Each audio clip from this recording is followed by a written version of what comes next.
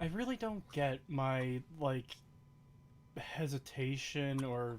I know I talked about this yesterday, just this weird innate fear that the stream isn't live when I hit go live. It's just, it's a fear that's always there, you know? Yeah. But I do appear to be live, I think? Twitch isn't showing anything right now, which is weird. Hold on. No, it's there. Okay. All seems to be good.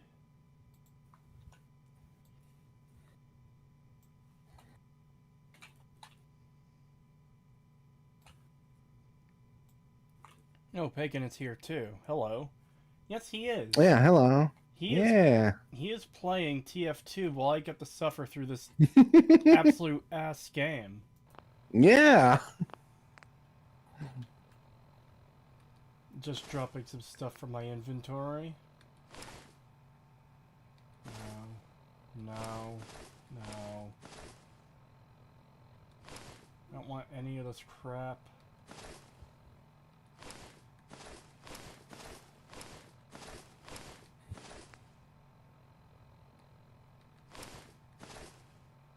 There we go.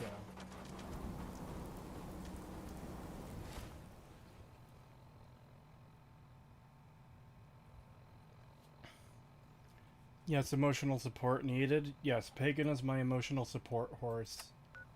That's how it works, right? Yeah.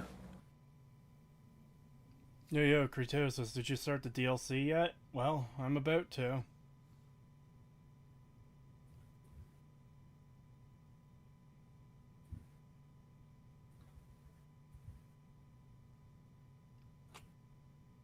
The only way I play Fallout 4 is modding into Stalker or Metro. My apologies. I think I've lost the plot, but not forgotten.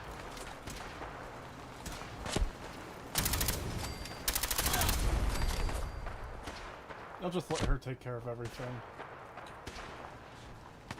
Oh wait, I do have God mode on, don't I? I do, it doesn't matter.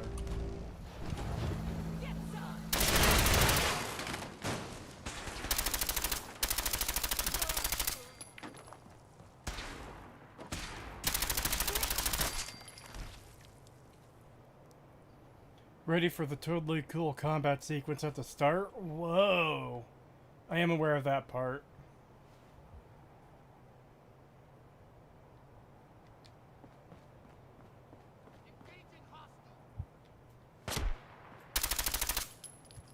One thing that bugs me about video games too, I say video games because this is almost a universal issue. You never, I should say never, you almost never get instances where you get down to the last enemy guy and he surrenders, you know? Yeah. Like, you get fake surrendering in games. That's the most obnoxious shit ever. Like, no, don't shoot, runs away to a corner, then goes back into combat mode, ready to kill you. Yeah, That's I the worst. fucking I hate that. I would much rather them just continue to try and kill me even Yeah, though they're the last person standing than to have the fake stuff. I hate that. yeah.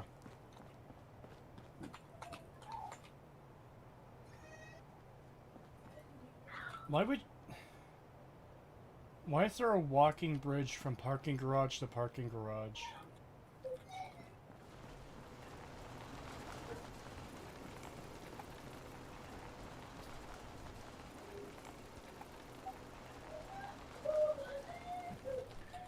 Kree, will you try Fallout London whenever the mod drops? I have no idea. It depends how it ends up being, I guess. $5 from Danger Dave, thank you. A penny for you, sir. No one should have to suffer through this slop for free. Far Harbor is a decent DLC, though, to be honest. Well, I'll find out about Far Harbor when we get there, whenever that may be. I still very much have my doubts about that game.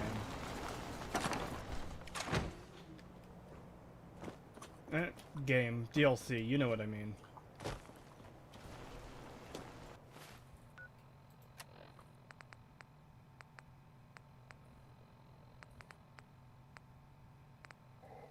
Weird. It's not showing me the quest for Nuka-World.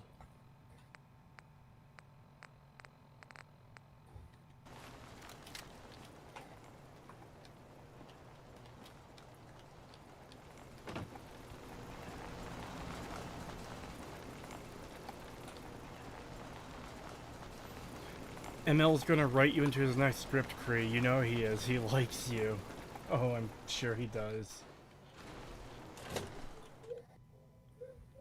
Cree, forgot to ask, are you entering into these mods totally blind, or are you aware of some minor story gameplay details? I am aware of some stuff. Jesus. I'm aware of... They're gonna die.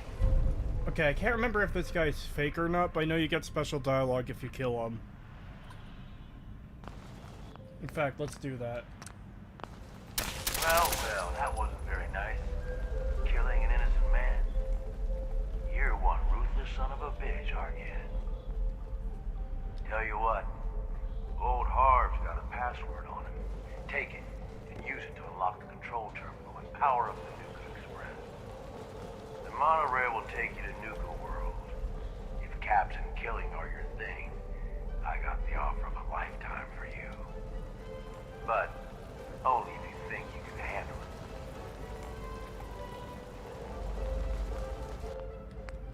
it. Failed to speak to Harvey. It doesn't matter at all if you speak to him or not.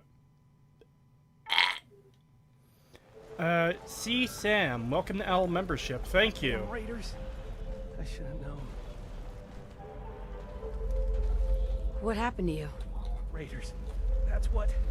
Those bastards have my family. You gotta help me. Please. Tell me what happened. They fooled us. Big time.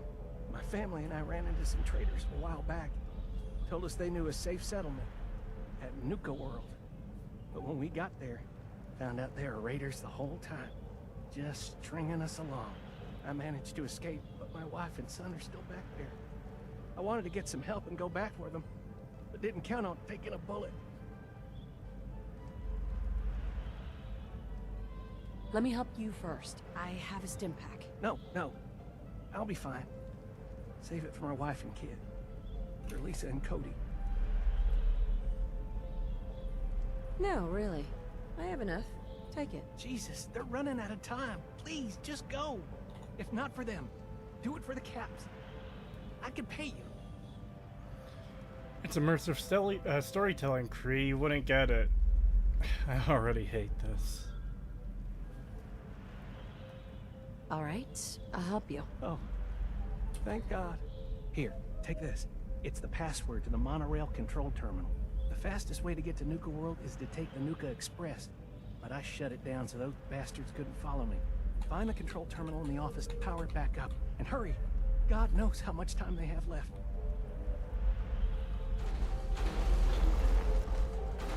You need to fuck off, Ada. $2 from Box Fox Scoot. Thank you. What if there was a place with all the zip of nuke?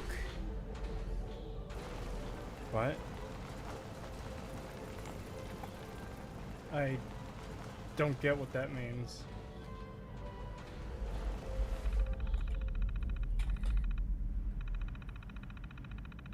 This DLC was garbage. As soon as I decided I didn't want to be a raider in my first playthrough and realized it just makes you shoot everybody and have nothing else to do.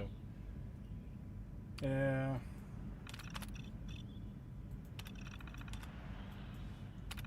Yeah, that's one thing I've heard of for sure. One story trope I hate is when characters that are bleeding out only bleed out when the story's done with them. Yeah. A character can survive a gut bullet wound infinitely until the story is done with them and they'll die. Or they'll just survive it infinitely. Again, I don't remember if he's faking it or not. You're still here? Move it before it's too late. I do get the impression he's faking. It also could be bad voice acting direction though, that's why I can't tell. Wow, it's super lucky that this one tunnel is the only tunnel in this fucking universe that's completely clear of debris, the one I need to use a train for. Yeah, that's insane.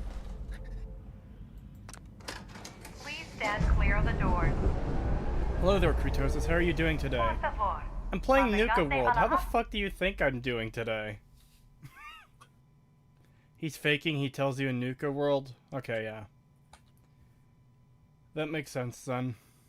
I guess. Why'd you give Ada tank treads? That's a guaranteed way to softlock yourself. How? Hello, and on behalf of the Nuka-Cola Corporation, we'd like to welcome each and every one of you aboard the Nuka Express monorail. For your own safety, please remain seated or utilize the provided handrails while the train is in motion. If you'll direct your attention to the right side of the monorail, you can observe Nuka-World's famous Fizz-Top Mountain. Standing at over 100 meters tall, Fizz-Top Mountain is the largest man-made structure in Nuka-World and features the 5-star Fizz-Top Grill. Coming up in the heart of Nuka-World, Nuka-Town, USA.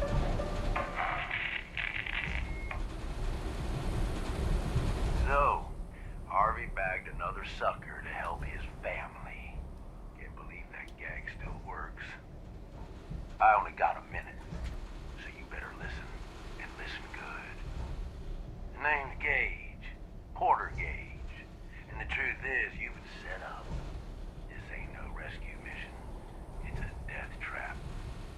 But if you somehow make it through alive, I have an interesting offer for you. In the meantime, have fun and put on a good show. I'll be watching. Usually this is the moment... We are now arriving at the station.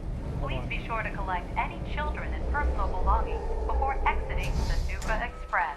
Okay. Usually this moment don't then to be visually good. I guess tend to be visually good.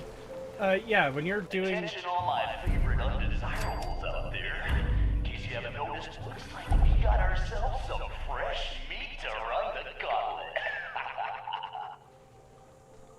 Yeah. Normally when you're doing the thing of, oh, you're locked in place and you're directed to look out a window at the scenery, it's supposed to look good, and... Hold on. Obviously your camera's not supposed to go out here, but like... It looks very especially when you're on the rail. So this is the path that follows. And it just looks shit. I guess some of it is obscured by fog. I also just don't believe that this monorail line is the only thing intact. There is a highway that goes... Went a little too far there. There's a highway that goes over it that's broken and... Let's see. Off in the distance there, that looks like it's broken off there. 2, 3, 4, 5, 6... 7, 8, 9, 10, 11, a bunch of places. It is broken all the fuck the way down. Yet this is perfectly intact for 200 years. How?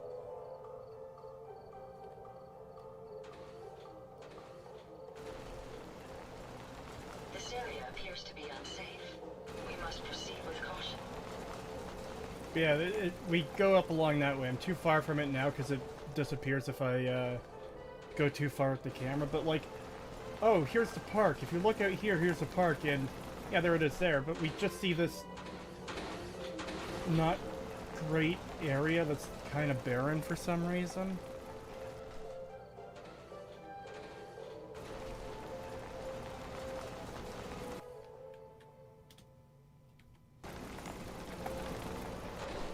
No, seriously, you need to fuck off, Ada. How heavy of service?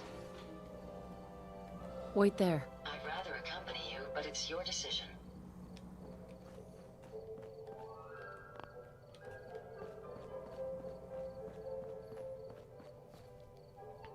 On a railroad, a slightest warp of a rail can lead to derailment. Yeah.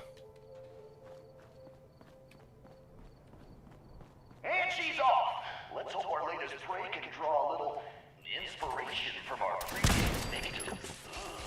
Why do I still have the fucking Ada control thing? Fuck God, I hate this stupid companion system.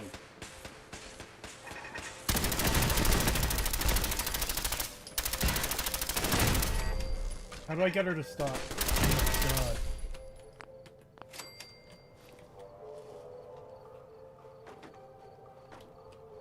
I literally told her to stop, and now it's back in fucking... Hey, tell her to go here. I don't want to fucking tell her to go anywhere. I want her to leave me alone.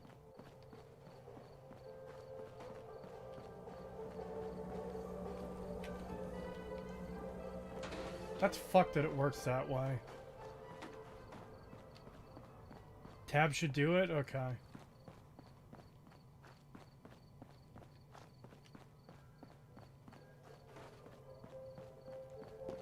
Jesus, who's torturing who? Pick up the... Oh, our new fixture knows how to dodge some bullets. Good thing that's not all we got in store for her. No way I can pick this.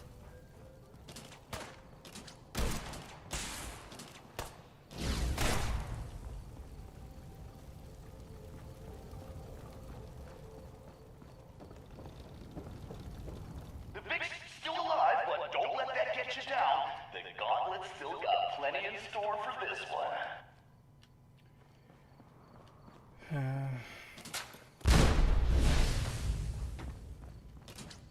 It's decision time. All doors lead to death.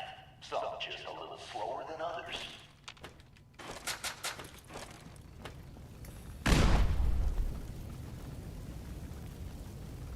Get ready for the only boss with mechanics at all in the game. I'm aware of what the mechanics are, but the mechanics are terrible. That is one thing I'm aware of here, and I fucking despise it. Hope someone brought their rat away, because Won't be able to our pick Vic this. is about to get roasted like a squirrel on a stick.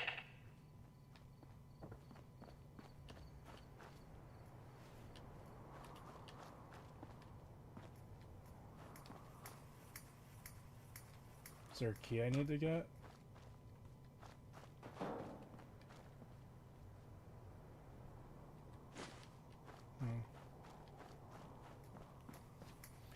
$5 for Mazda Nusantine. Thank you. This is the price of a good bottle of milk at my store. Hintity, hint. Thank you.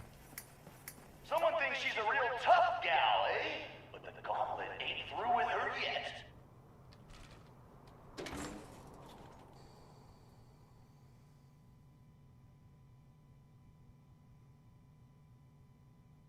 You mean the dumbass with the worst power armor ever, Sam? Yeah, this power armor is insanity.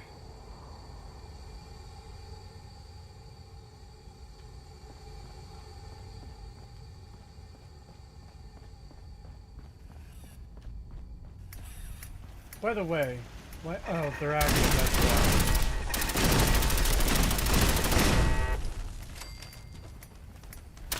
Aw, what? Call me crazy, but I think our Vic's got something against fun. Outsmarted by a monkey! Not our victim's best moment, but unfortunately, not her last.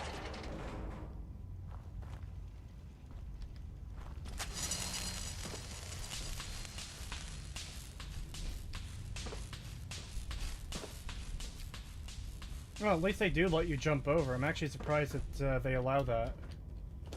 Kinda.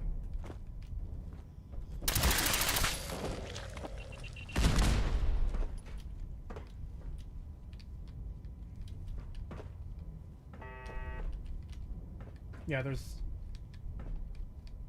No, that wasn't an invisible wall, just weird geometry. Hold on. I'm probably getting caught up there, that's why. Whatever. Time for things to get dangerous. See if she survives what's next. How the fuck is anyone even watching this, by the way?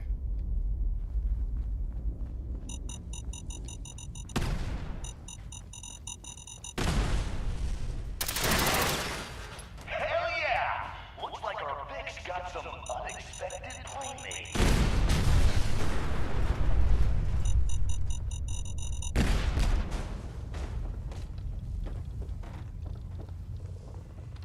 Locked tight. Oh boy, I need another key. Get in there, sucker! Hope she doesn't forget to feed the fireworks!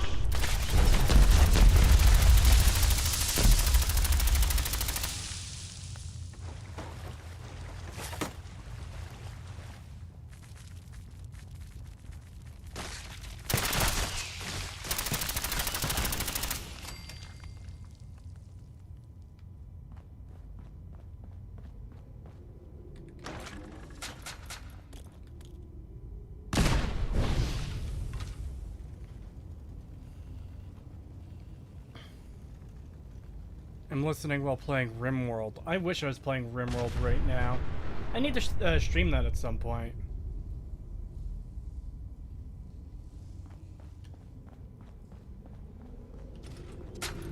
I love the fuck out of RimWorld. I'd much rather be playing that than this. Someone thinks she's clever? Time for a little reality check. Let's see if the Vic can kill the gas before the gas kills her.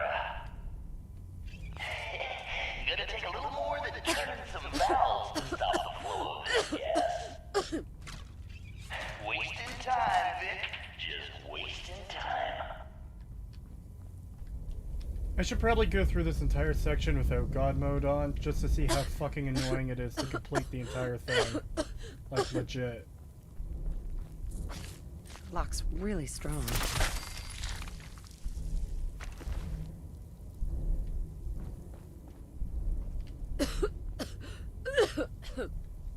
I told you those valves were a waste. Look who's still choking down gas. Sounds like something happened, though.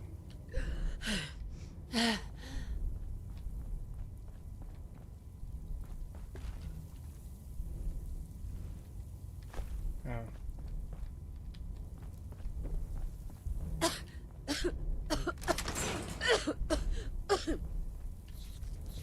Can't break the code.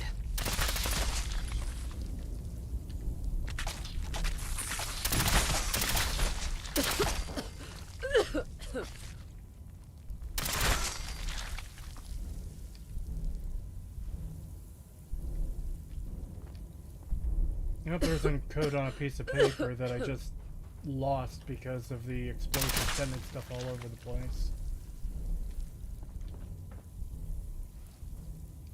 Shouldn't you play the game right? You might miss gameplay aspects if you keep God mode on. Yeah.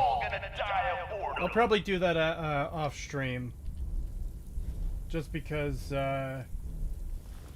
like, this is a first run to get a feel for what the DLC is. The footage I'm recording now is not going to be what goes into the analysis. This is familiarizing myself with it, and I'll probably go through this at least one or two more times. There's the password.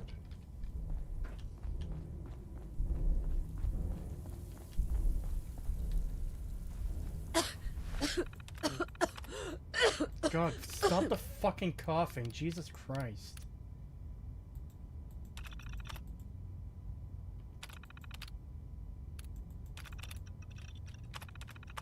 That's the most annoying part about this, is the constant coughing from your character.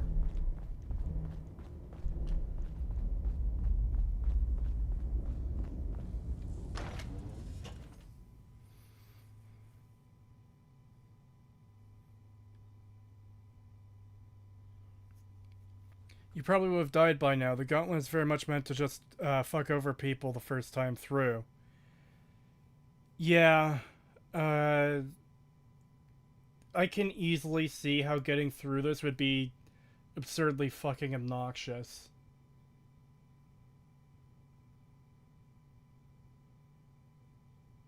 I think you should go without God mode the first time, but you do you.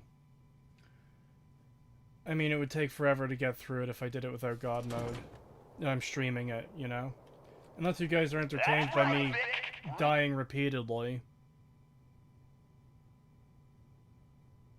Breathe that fresh air in while you can. The streamer's frustration can be funny sometimes. Yeah. What was that? God damn, look who moves in the home stretch. For a little audience participation.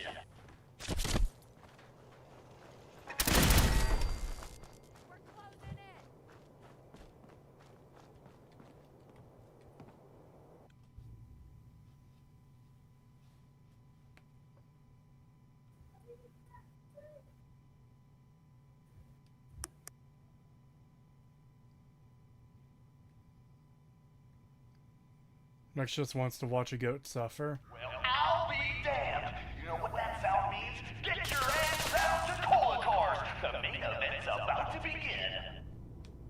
The whole thing with me playing this is you guys are watching me suffer.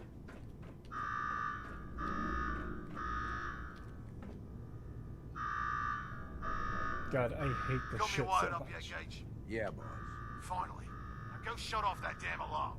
All right, I'm on it. Now where? Is that a vault suit?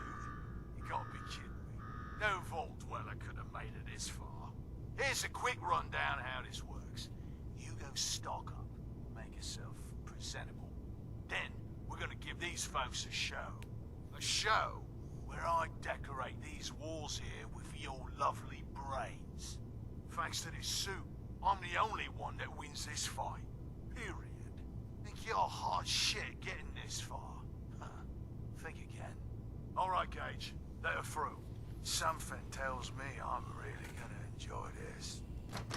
$2 from just a guy from Alabama. Thank you. Dr. Breen is going to launch a monitor at you. It's almost Yeah. time. After a run like Creed's that, reaction to this this ought to be boss the fight best will be slaughter great. yet. I'm aware of what Remember, this boss the fight longest is. survival time against culture I still stands hate at it. 1 minute 37 seconds. God, I've probably fought him like at least 4 or 5 times, and I can barely remember anything about the fight other than Really? you have to squirt on him. Yeah, I just know you have to squirt on him. That's all I can remember. You need to phrase that differently. No, that's what you do. You squirt.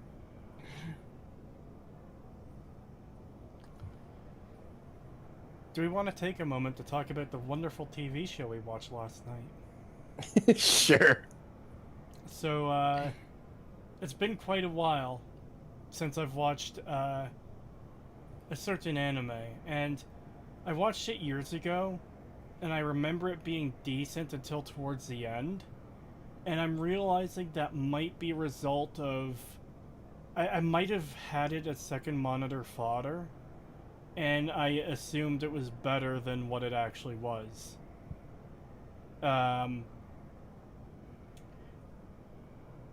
We got 2 episodes in before we decided to give up. Hellsing Ultimate fucking sucks. Yeah. It is. I had never seen it. I had only seen the abridged version, but Which from is everything I had infinitely heard, better, by the way. yeah, and from what I had heard, Hellsing Ultimate, the actual show, was not very good. But I was, hopefully optimistic that it would still be fun. And at first, during the first episode, I was kind of like, it's not good, but it is kind of entertaining. And then by the second episode, it was just boring. It was just bad and boring. I was so ready to just quit. Yeah, it was awful. I hated it. The first episode... Okay, so each episode is like 40 to 50 minutes long. And the first episode feels like they condensed like 3 episodes of a normal show down into 1 episode, where the pacing is just fucked and you don't get enough time with like the events that are going on or the characters. And then the second episode is just so much fucking nothing. It's hard to be invested in these characters when, like... Okay, yeah, the normal humans are dying like fucking nothing, but like the big characters, the big important characters, like none of them seem to just give a shit at all about like the attacks the other team is making for the most part. And it's hard to get invested when, oh hey, characters are shooting at each other and they're both taking hits and no one cares. And then, Yeah, the fights felt very like floaty and weak. Like they have no impact. It's not realistic or gritty at all. It's just very like anime trope-ish style fight that was not done very well. Yeah, speaking of anime tropes, the show has some severe tonal whiplash where, like, you're Yeah. getting scenes of characters being fucking eviscerated, there's fountains of blood, and then it goes into goofy, wacky, silly, weird anime art style, jokey bits. It's like, that's not fair. Constantly. It's not just like a one-off little thing where, oh, something goofy happened and the animation changes to portray that. No, it's constant. It does that chibi fucking anime style constantly. And I'm just like, oh my god. And it feels so out of place. I also just don't like the dynamic between the characters because it's all literally just yes, master, Yeah. from like everyone. Like not just the police girl, but also Alucard anytime he talks to his boss. It's just yes, master. There's like no dynamic between any of them. They just feel like cookie cutter cutouts. Yeah, I described this to Pagan yesterday after his second episode, but it feels like an instance of a guy who has all his cool, edgy OCs as action figures, and he's just smashing them together, then saying one of them won. Yeah. Also the dialogue. Oh my god, the dialogue is so shit. Yeah. The expository dialogue is some of the worst I've ever seen. Where, like in episode 1, we get the description of Alexander Anderson's organization like fucking 4 times in a row. Where it's like, oh yes, they're the ultimate weapon of the church, and then we hear it again 3 more times. Yeah, they say that like at least 4 times. It's crazy. Yeah, and like the start of episode 1, when like Integra's uncle is hunting her down to kill her, the expository dialogue, again, it's some of the worst I've ever heard, where he's like, oh, I was supposed to be the successor to the family, but my brother, your father, named you his successor. It's like, oh my god, shut the fuck up. I hate it. Yeah, I hate that type of fucking expository dialogue where they're just saying shit like it's like they know the audience exists, so they have to tell you, and I'm just like, oh my god. Pagan, I am streaming on a computer from planet Earth. Yeah. It's like, It's so shit. I fucking hate it. It's so bad. And also, they did bring up fucking because someone says your father, Han Solo. Han Solo does get mentioned in the show. Yeah, they do actually. But yeah, that's a good comparison, because that line was also incredibly shit in The Force Awakens. They're with Han Solo, your father. It's like, oh my god, so fucking bad. You should watch Yeah, Hellsing also, Abridged. I have. Not all we of are- it, but we've completely abandoned watching the official anime, and we're just going to watch Abridged now. Because it is, like, Yeah. infinitely superior. We watched... I've seen the full thing of Abridged, and I loved it, and we're rewatching it now because we're like... Because last night we were like, do you just want to say fuck it to the actual show and just Well, rewatch Abridged? And we were both like, yeah. What we did first, actually, is we watched episode 1, and we were like, See, I was like, this isn't completely terrible. It could still get, like, better. But, I have a lot of issues with it. It's like a solid 5 out of 10 is what I think I said after episode 1. And I was like, you know what? You want to watch Abridged? And then we did watch the first episode of Abridged, and it was great. It was fucking funny. We had a lot of fun with it. Way more entertained in 11 minutes than we were with 50 in the official episode. So then I was like, Pagan, should we just bounce back and forth? Should we do official episode, abridged episode, official episode, abridged episode? And he was like, yeah. And then we did episode 2, and by the end of episode 2 of the official show, it's like, I don't even want to watch this anymore. Let's just fucking watch Abridged. Yeah. So that's what we've been doing, and yeah, it's crazy when you compare the two. It's so much better. The writing in the parody is so much better. It's insane. It's actually funny, and I like the dynamic between the characters. It actually feels like somebody who knows how to write wrote the parody. It's great. And they cut out literally all the goofy alternate and animation style stuff. Yeah, because you don't need it. It's completely pointless. Yeah. Like, I can't overstate how much it fucks with the tone of everything that's going on. Like, in episode 1, when they're dealing with the vampire priest and Alucard kills him, shoots through police girl to kill him. And by the way, I think it's hilarious that she's almost exclusively called Police Girl, and we only find out her name towards the end of episode 1. Yeah, he shoots through her to kill him, and she's dying. And then he offers her, you know, the chance to become a vampire. That's how she's a character through the rest of the show. And it goes from that to the goofy animation style. She wakes up in, like, an empty white void room, and a bunch of zombies or ghouls start chasing her. And it's, like, played for comedy. It's like, that's what you're doing with this?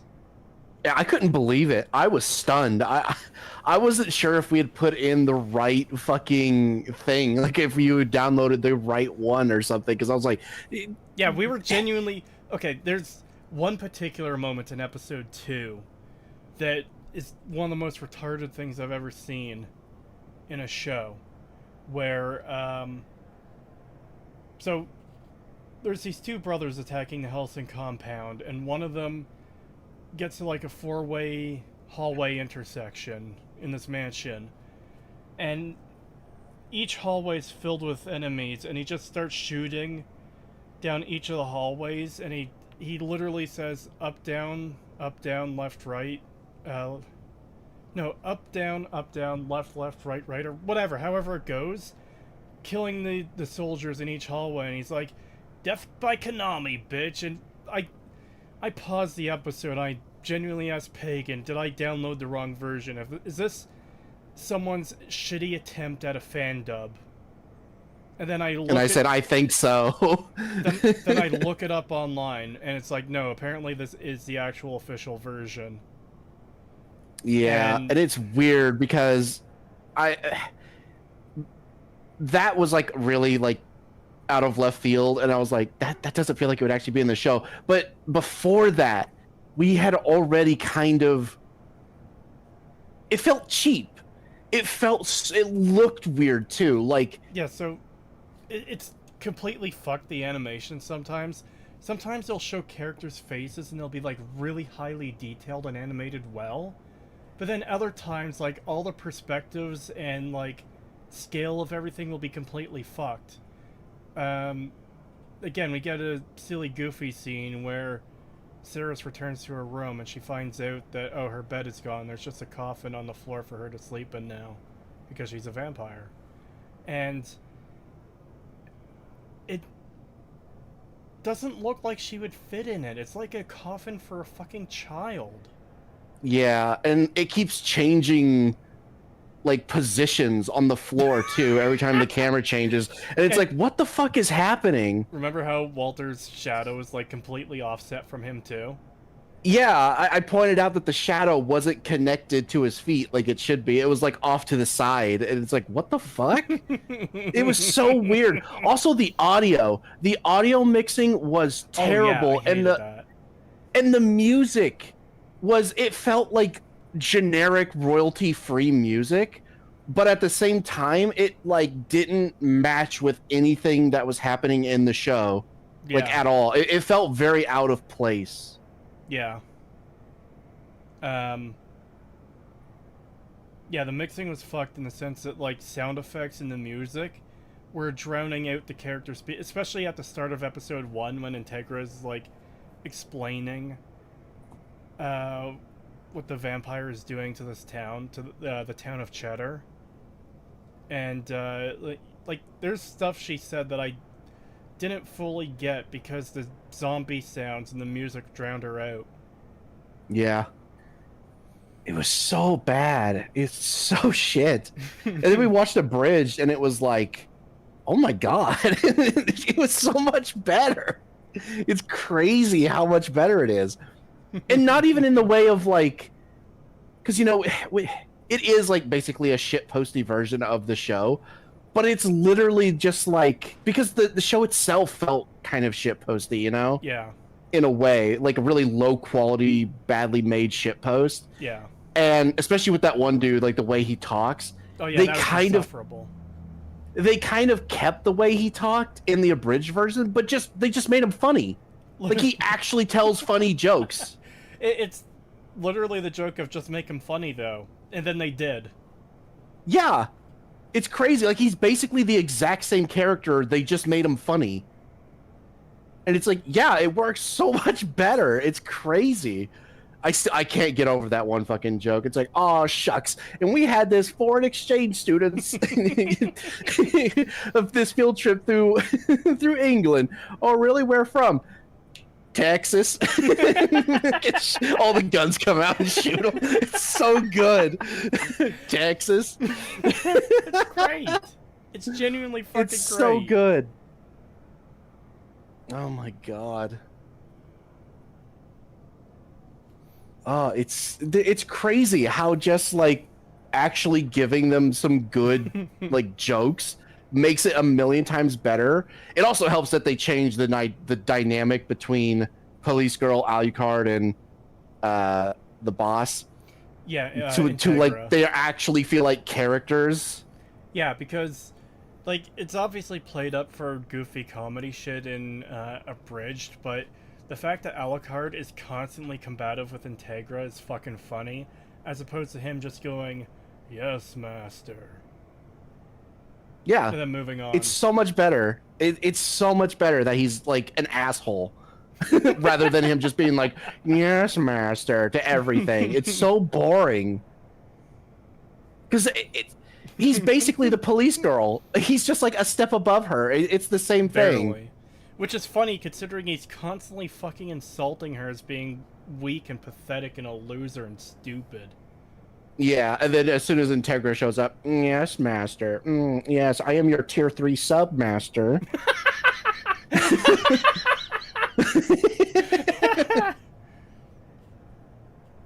It's so shit.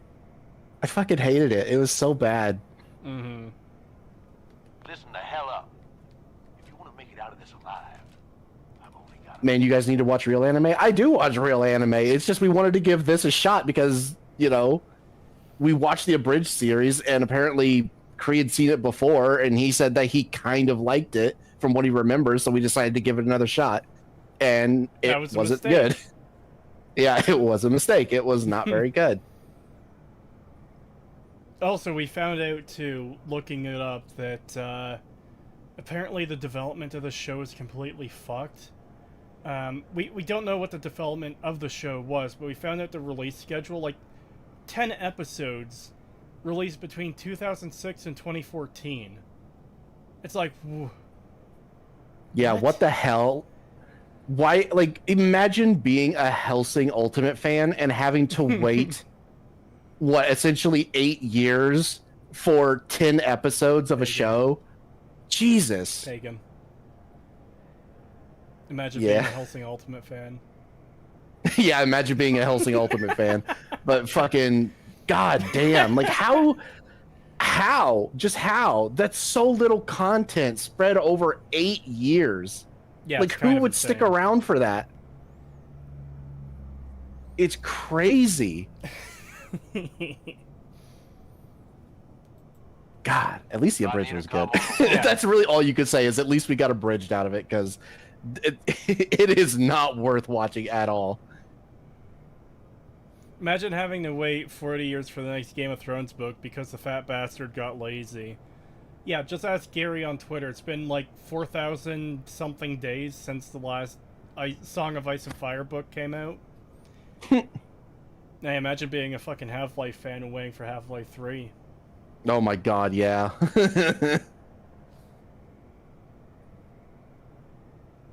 I'll make it quick. Yeah. Who is this? I'm still just waiting for Freyrin to finish.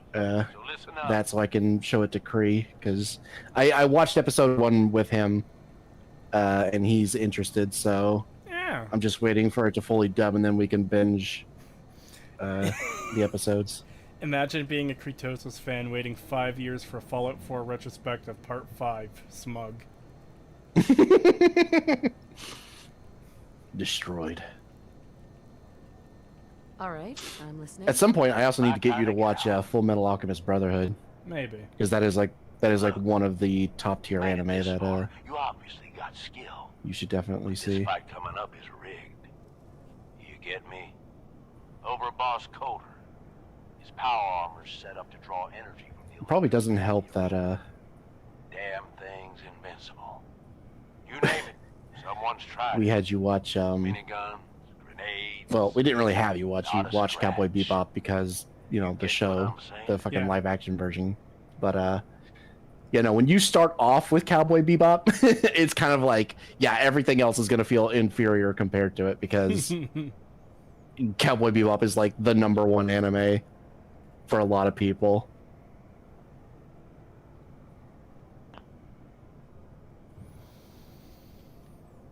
Nah, that's bullshit. Exactly why you're going to do something about it. You want to win. I stashed a weapon in the lockers.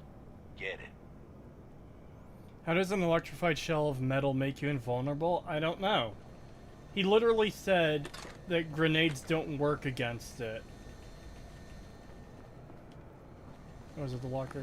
No, there is no locker. Yeah, that makes no fucking sense. Dude, mini nukes don't work against it. Yeah, that doesn't make any sense because even if they were trying to go with like, oh well, it short circuits out the grenades. How? There's no fucking. It's not an EMP grenade. It's literally just like a fuse and powder. Like you can't short circuit that. Pagan, they literally put a mini nuke into the locker room with you. God, that is so stupid.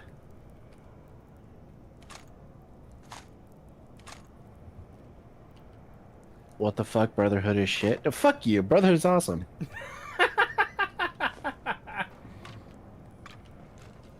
It is a good anime. I like both. That's the thing. I like both versions of Full Metal Alchemist. They both have their like pros and cons, but Brotherhood is probably the more rounded one. Me covering my balls in metal, then running 40 billion volts through it. I am now immune to gunfire.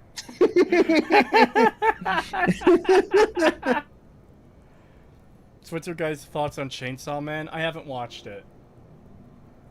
I watched.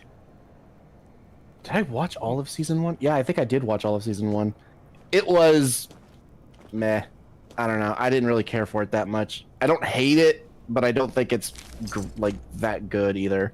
It's very mid.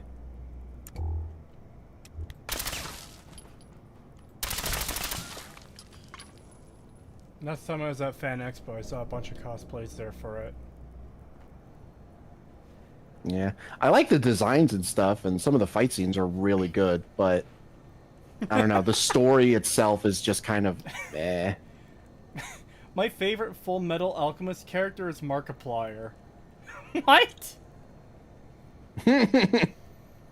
By the way, he is not immune to damage, just very resistant to it. How fucking resistant? I fired mini nukes at him. Squirt gun? Yeah, I know what it looks like. You're just going to have to trust me. Yeah, Chainsaw Man felt like flavor of the month. It really did. Like, again, I'm not saying it's bad. I wouldn't say it was bad. I did enjoy it. I just don't think it was on par with like a lot of other. Like, I don't want to call it schlock, but I do use like the term schlock for a lot of anime. Even though I like a lot of the anime that I like that I would consider schlock, but even among schlock, it's kind of like, yeah, I enjoyed it, but not as much as I enjoyed other schlock. Use the BFG. I don't have it anymore. I uninstalled all the Creation Club shit. Based. I've always wanted one of these. I made a great toy for Sean. Oh, great. You're a lucky day. Congratulations. Now we can get on with it. I don't know how I feel about this line. It would have made a great toy for Sean. Do you have the same line of dialogue if you've completed the main story? Especially if you kill Sean in the Institute. Is that line still there? Because how fucked up would that be? So you get out of the vault, you find the Institute, you realize they're evil, you blow them up, you come to Nuka-World, you get the squirt gun, I've always wanted one of these. It would have been a good toy for Sean. You mean the 60-year-old man you murdered? What? I'm genuinely gonna have to check that out. I don't know the exact numbers, but you can kill him without the water gun. Alright. We're gonna see Once this the game water get hits fucking Cole's crusty then, because I've got a electrically fat charged man, I power believe. The circuits are gonna short out. It'll kill his defenses, but you only have so much time to do some damage before they recharge. You take him out, I promise you, it'll be worth every minute spent in this gauntlet. Consider it done. That's what I like to hear. Alright, it's time. I'll open the door. See you on the other side.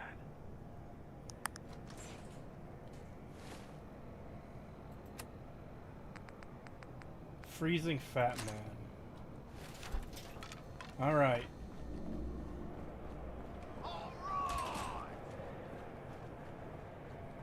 Disciples, are you ready for blood?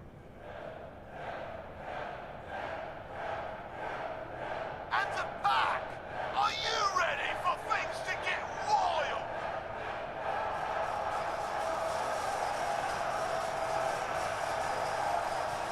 Operators, are you ready to see me notch another kill? And you, are you ready to die? Well, I'm playing Fallout 4, so yes. Do this! The fact that he hasn't taken any damage from this is fucking insanity.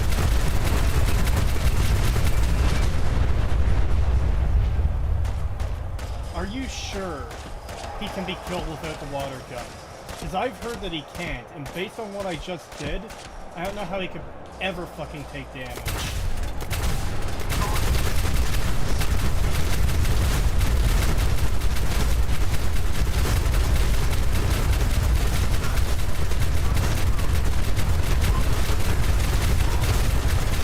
Really looks like he's not taking damage, guys.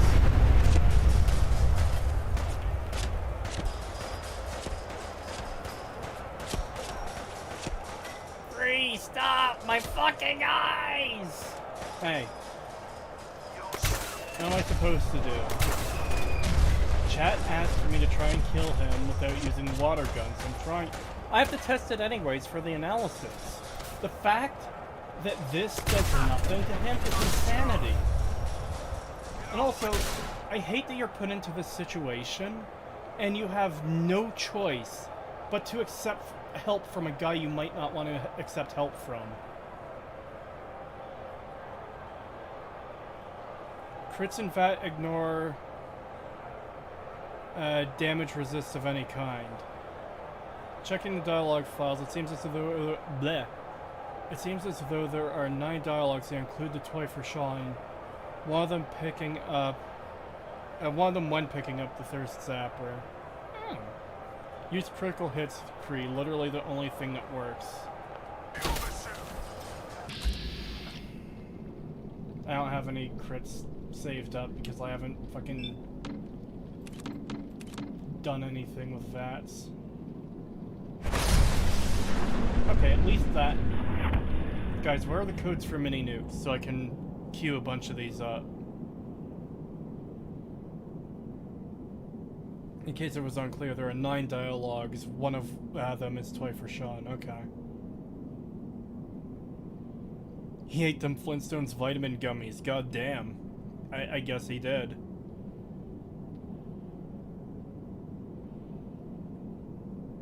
Green is cheating. Yes, I'm cheating. Okay.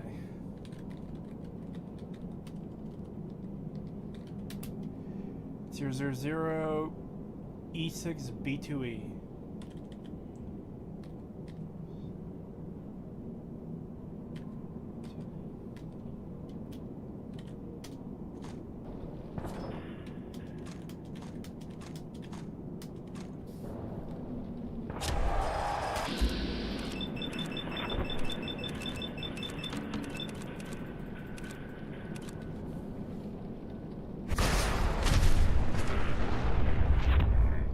mods ban Kree, he's cheating.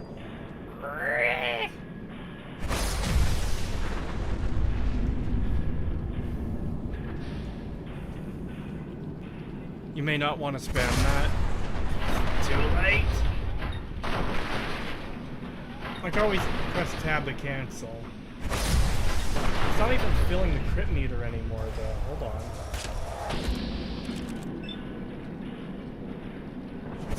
I don't hit the first one each time, that sucks.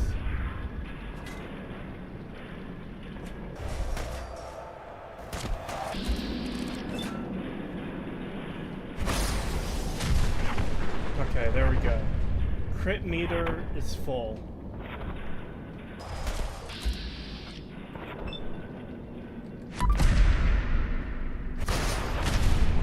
Oh my god. That took off the barest sliver of health. What difficulty am I on? Very hard, okay. Let's change this up a bit.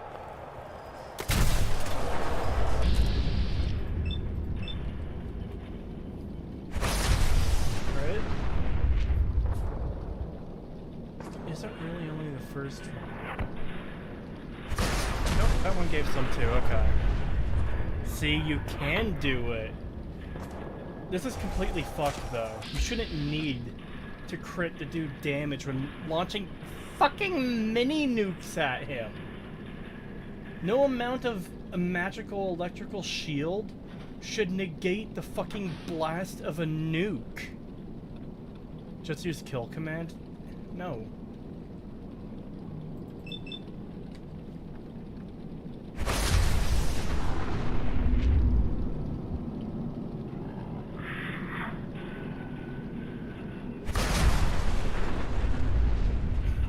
Thanos, all that for a drop of blood. Yeah, literally, yeah.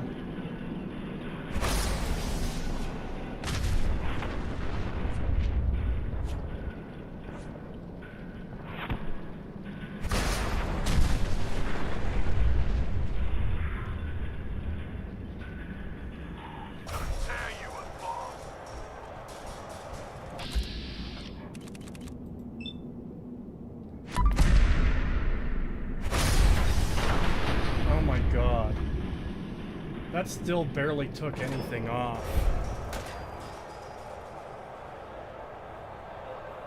Have fun firing 678 mini nukes at him then, I guess.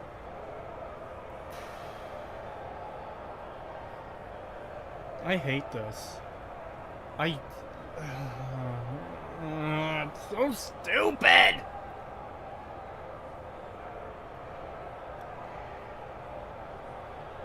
I'm new here. What's this boss? Why is Pretosis doing no damage? This is the opening section of the amazing DLC known as Nuka-World, where you have to fight a boss who has magic immunity armor from all damage. And the way that you take his immunity down is by squirting him with water from a water gun. Then you can do damage to him. But he's completely immune to all damage. Let me try something else. Hold on.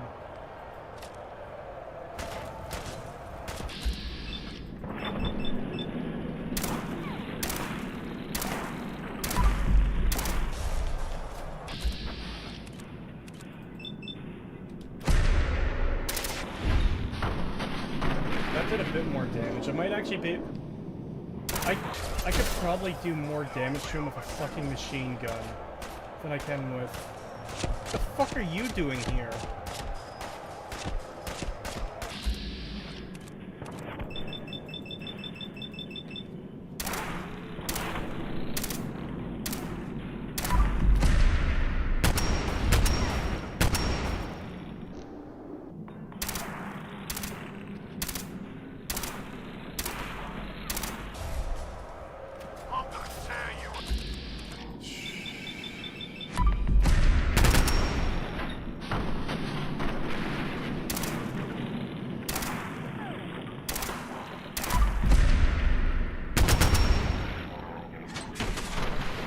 This is fucking stupid. This is the only way to kill him without using the water gun. Just go play RimWorld, Kree. We'll understand. I can't play RimWorld because I need to set up like a bunch of mods for RimWorld. The crit with the squirt gun will kill him instantly. I think you forgot my super chat. It was like $2 anyways. Oh, I'm sorry. Hold on. I should have just switched. Yeah, I have to switch to thing anyways. Hold on. Fan funding. €2 from C. Sam. Thank you. Bankrolling. Bleh. Bankrolling Kree. Total neuron death. Have fun. Well, thank you. I appreciate it. This game is doing a good job of it. It's like a fucking 1-2 combo with watching fucking Hellsing yesterday. Yeah. God, I remember this boss fight being bad, but Jesus, that is insane. What, the fact that he's immune to all fucking damage? Yeah, that's just ridiculous. Like, one, there's no explanation for it, really. It's just, oh, electricity nullifies everything, apparently. And then also, like, the fact that you can shoot fucking nukes at him and it just does nothing.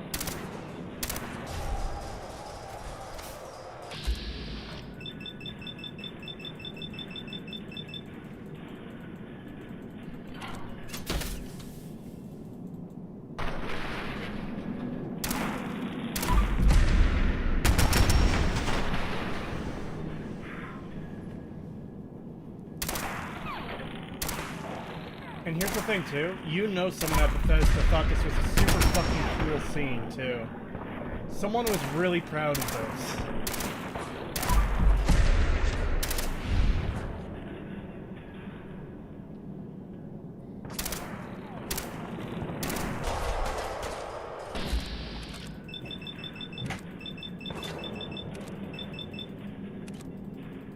No, I literally can't put any more in.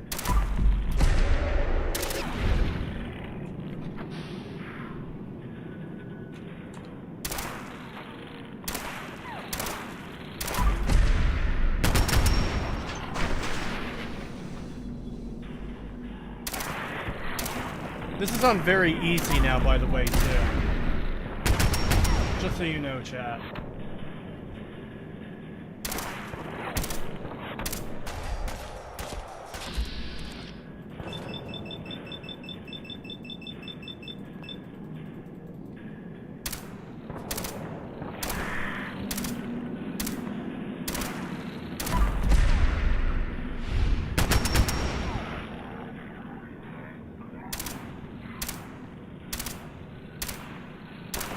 Good job missing all those shots.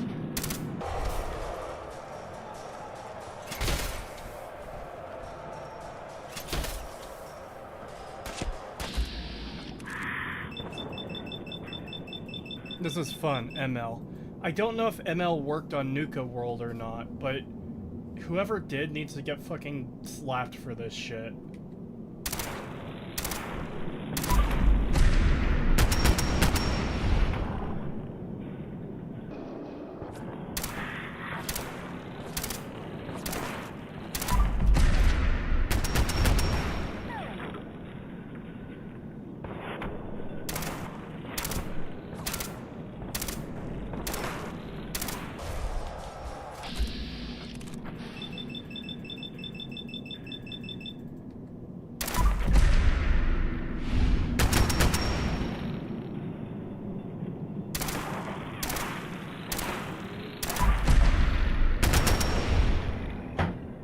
We're almost halfway there, guys.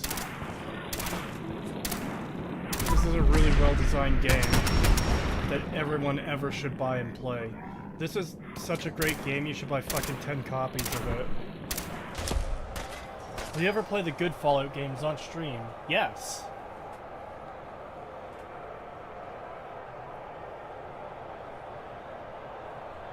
The reason you don't like it is because your brand is hate, Kree. Stop hating. No. A perfectly designed game with absolutely no exploits. That's the thing. I'm pretty sure this wasn't intended. to do damage to him with criticals, I'm fucking 99% sure that they intended you to only ever win this using the fucking water gun. Keywords almost halfway, and then under that, whoa, we're halfway there. Oh, living on a prayer. I find people mentioning Bon Jovi lyrics fucking funny now because Gary from Nerdrotic gets fucking pissed anytime that music gets brought up. He hates Bon Jovi.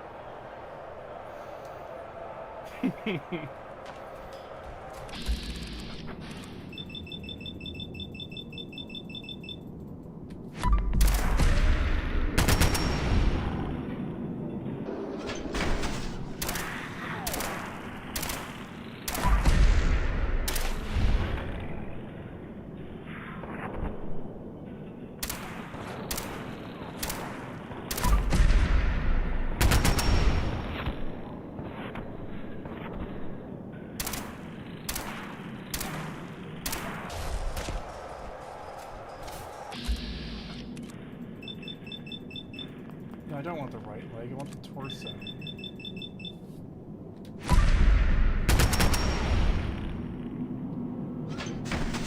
The squirt gun doesn't even come, it just gets rid of the electric shield. No, I know that. It's the fact that you have to use it at all.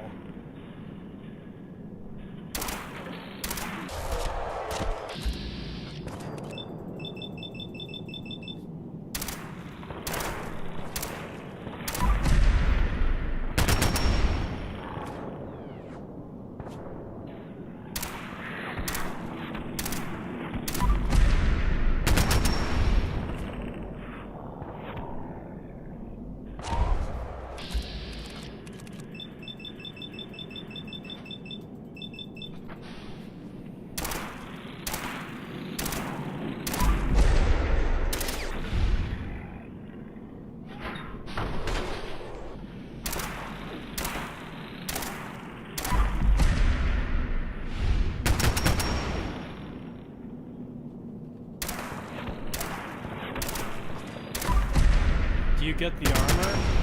It doesn't matter if you do or not, because it only works in here.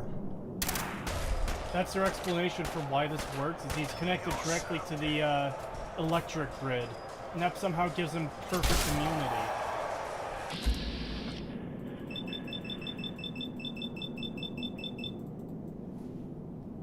The armor is literally indestructible when he wears it, but for you, it's mildly shit power armor. Yeah.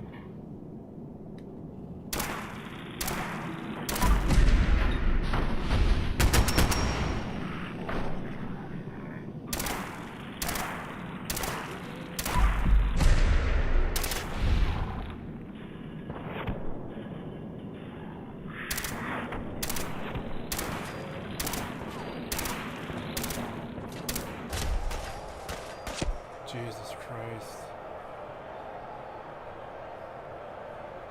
My first time I just god mode mini nuked him to oblivion, it just crashed my game, that's all. See, I've already done that. I did launch mini nukes at him and it did nothing to him. This is so much worse than I remember. I still can't believe Bethesda made this an on-rails dumbfuck shooter. This is probably worse than you remember because I'm not doing what the game wants me to. I'm specifically not doing what the game wants me to. Your only option is to use the water gun, and that is fucking stupid. This is the only other optional. I'm fucking like 99.9% sure what I'm doing right now is not intended by the developers.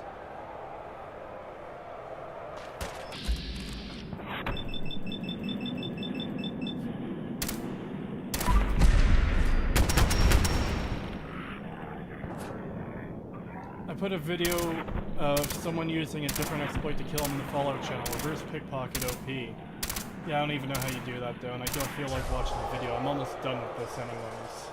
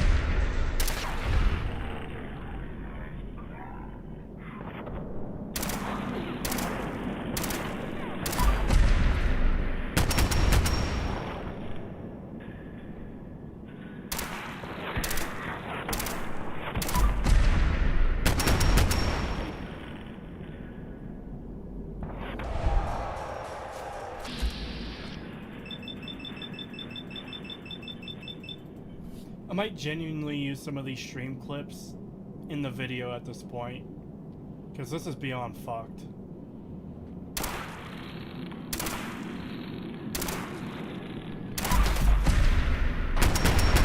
You shouldn't need to fucking cheese the game in this way to beat what should be a normal fucking enemy. Because they decided to give him this fucking stupid gay-ass immunity shit.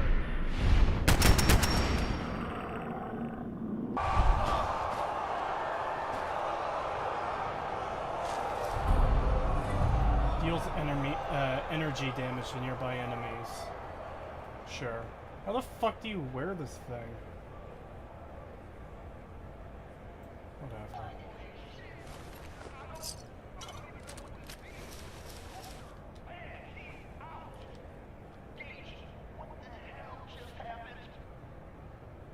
You saw it.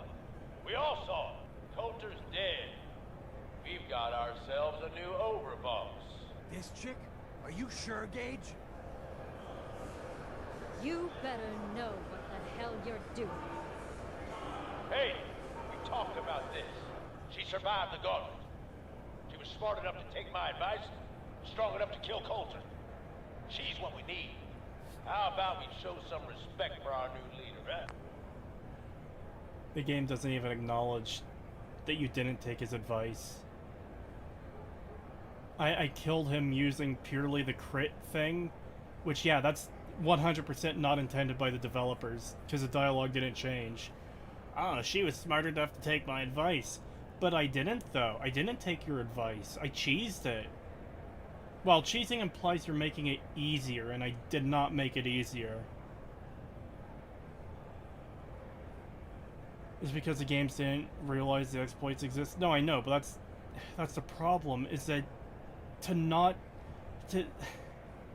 in a game all about choice, in a series all about choice, making your decisions, picking how you do things, the game gives you one singular way to kill this guy. You have to take the water gun. And the only reason you can kill him without the water gun is when you fucking cheese it like I just did.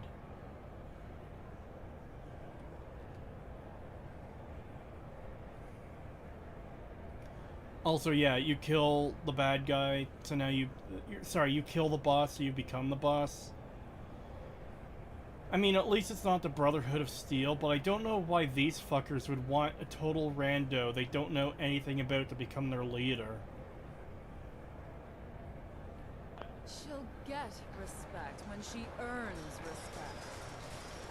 Amen.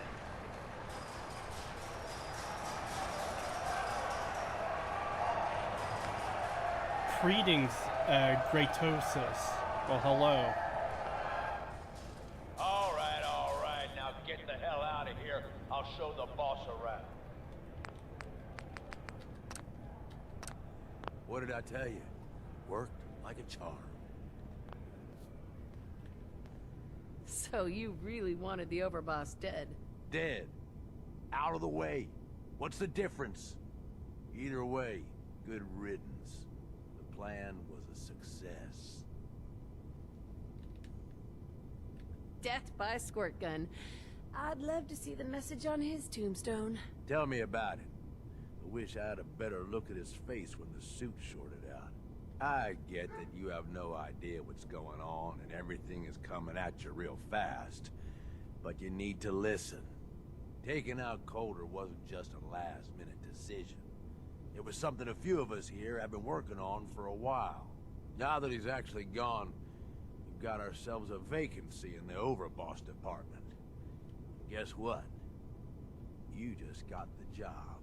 All I'm asking is that you trust me on this and give it a shot. I swear, it'll be worth it. First you lure me in here, and now you want me to run the place. Something like that. Let me explain. There are 3 raider gangs that run the show at Nuka-World. The Disciples, the Operators, and the Pack. And yeah, if the names didn't give it away, these ain't your typical raiders. These morons don't exactly play nice with each other. Thanks to Coulter, this place is a powder keg just waiting to blow sky high. One wrong move, and we're going to have a bloodbath on our hands. I think you have what it takes to turn things around and keep these gangs from tearing each other apart. Sounds like fun. Count me in. That's the spirit. Sounds now, like I'm fun. sure you got a lot of Let's questions. join these murderers. Sounds but like this fun. ain't the place. Meet me at the Overbosses, your new quarters, the restaurant on top of good old Fizz Top Mountain. We can talk there. Just let me get that door for you. There.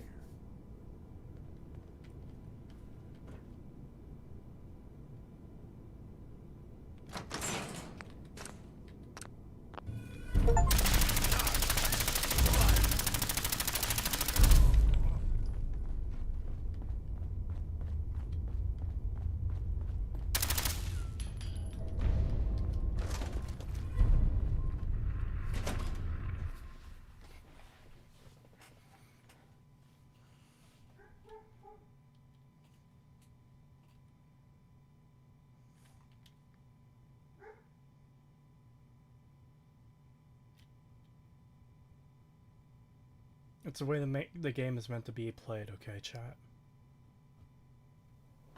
This place has the voices.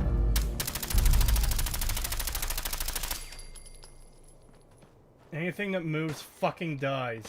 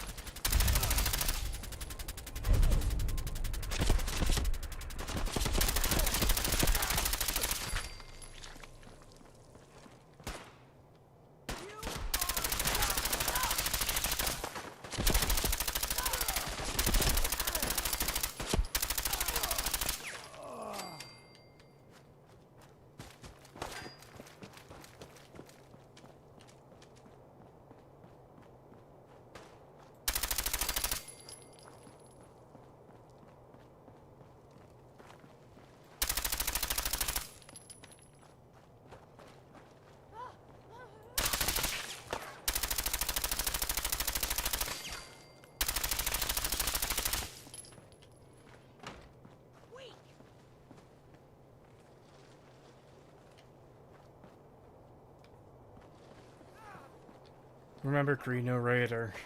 But Kree, that's the slaves. You think I care?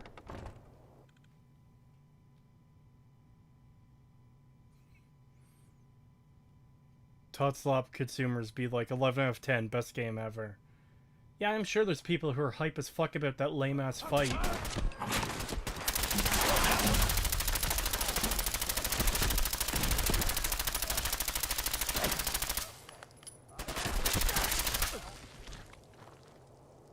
Yeah, it's a real cat. The cat gets to live.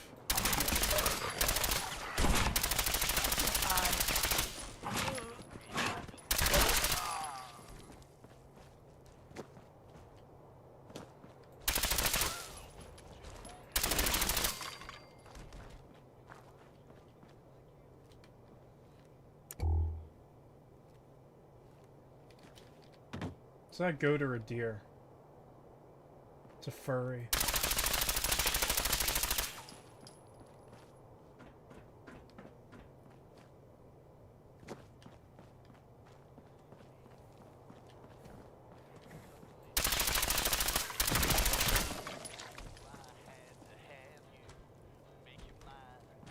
Oh, that's music playing.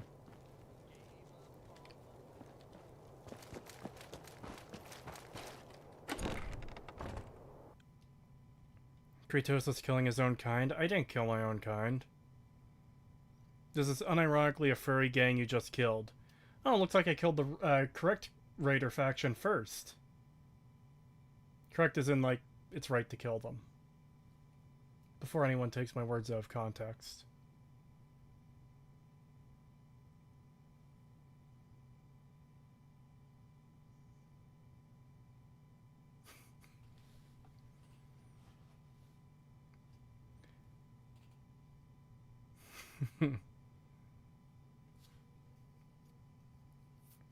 I love how they were so adamant about only using an allegory for slavery in the base game while using actual slaves in this DLC. Yeah, it doesn't make any sense. Don't you love how the good option for this DLC just locks you with the main quest? Kinda.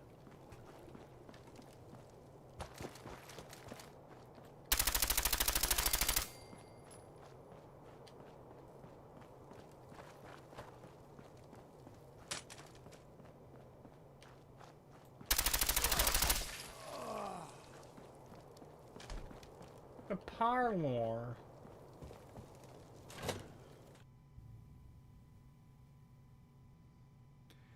The whole DLC setting is a ripoff from an American Dad episode, to be honest. It's just Family World 1-to-1.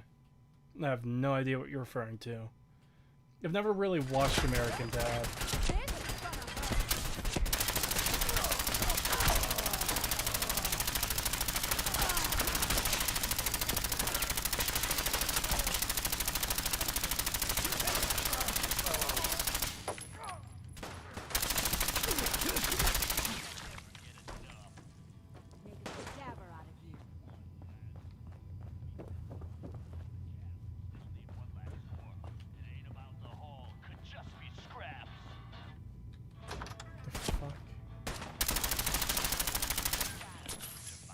No, the radio goes off. I want to get copyright claimed.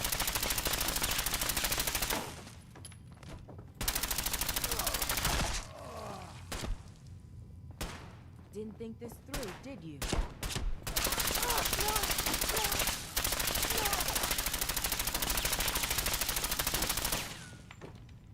Another NPC that's immune to getting their corpse blown up. I love it. 10 out of 10. This isn't a shitty game at all, I swear.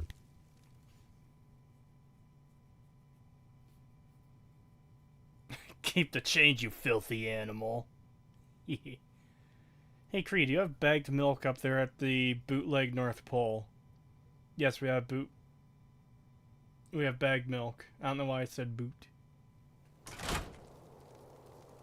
American boot.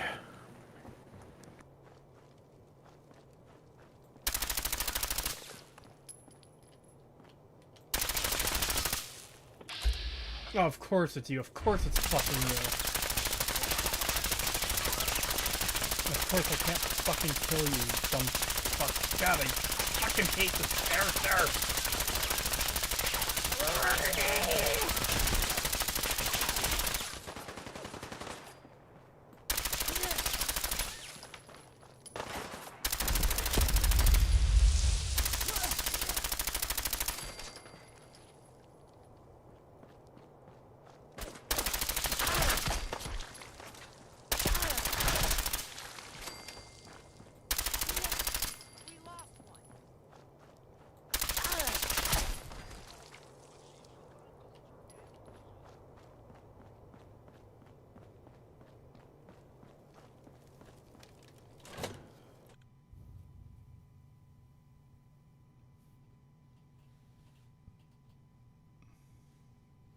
Canada is leaking through a boot. Oh, the things I'm gonna show you.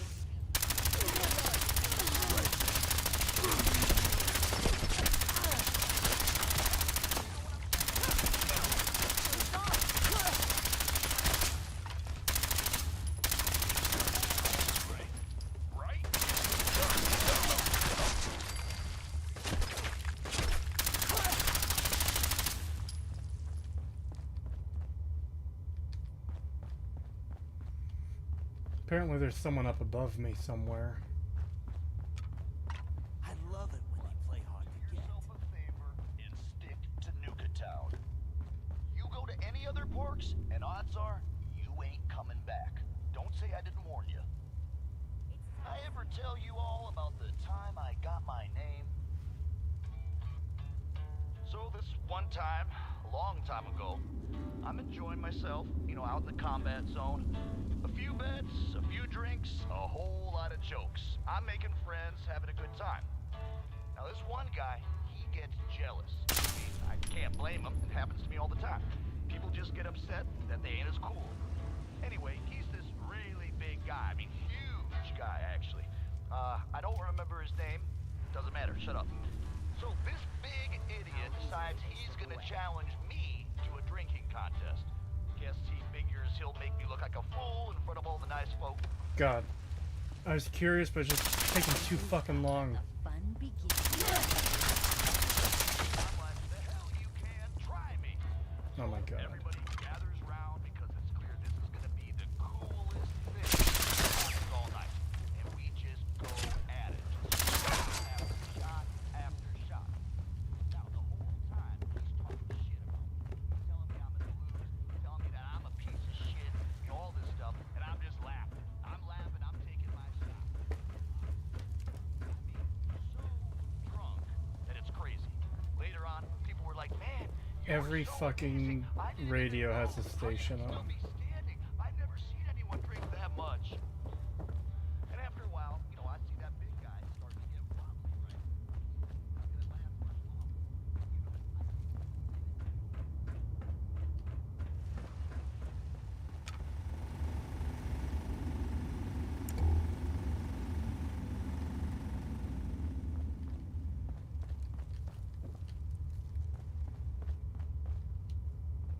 Okay, I guess there's nothing else in here.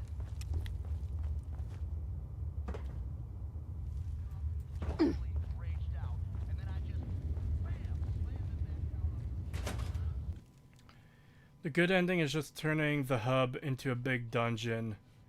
Yeah, seems like it.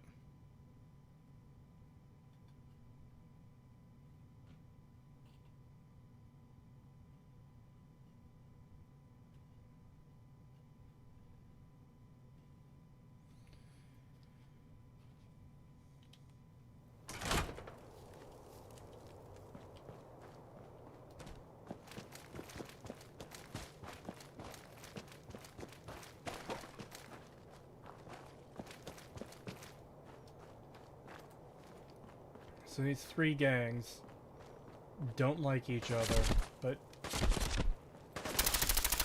Fucking excuse me, I was talking, you piece of shit.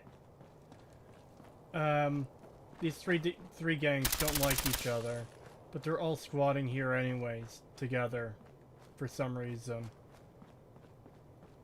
I don't know how they survived that long together, if they all hate each other.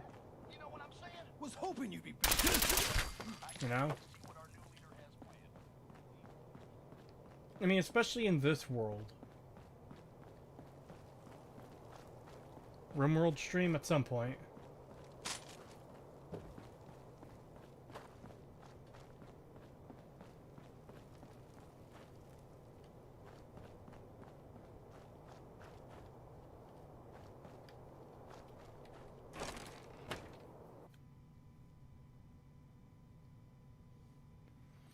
You'd think the death of Coulter would have led to immediate all-out war, but apparently the three raider gangs who hate each other were working together to take Coulter down.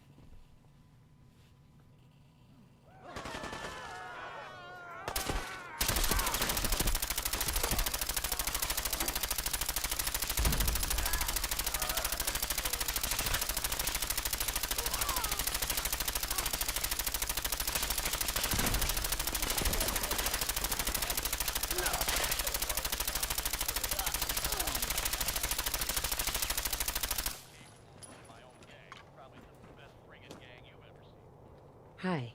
Boss, I can't believe it. You killed the raiders. All of them. I have to ask, why? I'm not sure, really. I guess I just felt like killing a lot of people. Oh. Okay, boss. I, really hope you've scratched that itch now. Not really. I've thought about this day for a long time. Dreamed about it, really. Though I never thought I'd see that dream come true. Now that it has, I'm left with a question that I don't know the answer to. What happens next? That's not my problem. You're right. We need to make that decision for ourselves. Before you go, there's one last thing I need to say. Thank you. Sincerely, from all of us. Thank you. Wherever the road takes you, know that you'll always be welcomed back here in Nuka-World. Now, if you'll excuse me, I've got to figure out a way to safely remove these collars.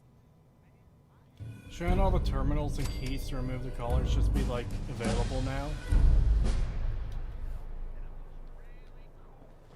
And I guess that's it. I guess that's Nuka-World technically completed. Oh my god, he's still fucking going.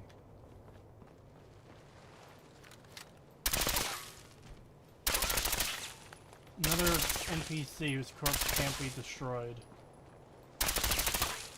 Even this nameless dude's corpse can't be destroyed. What the fuck?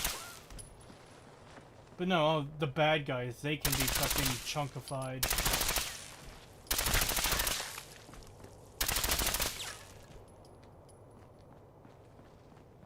Who are you? You're a traveler, so I can't do shit to you.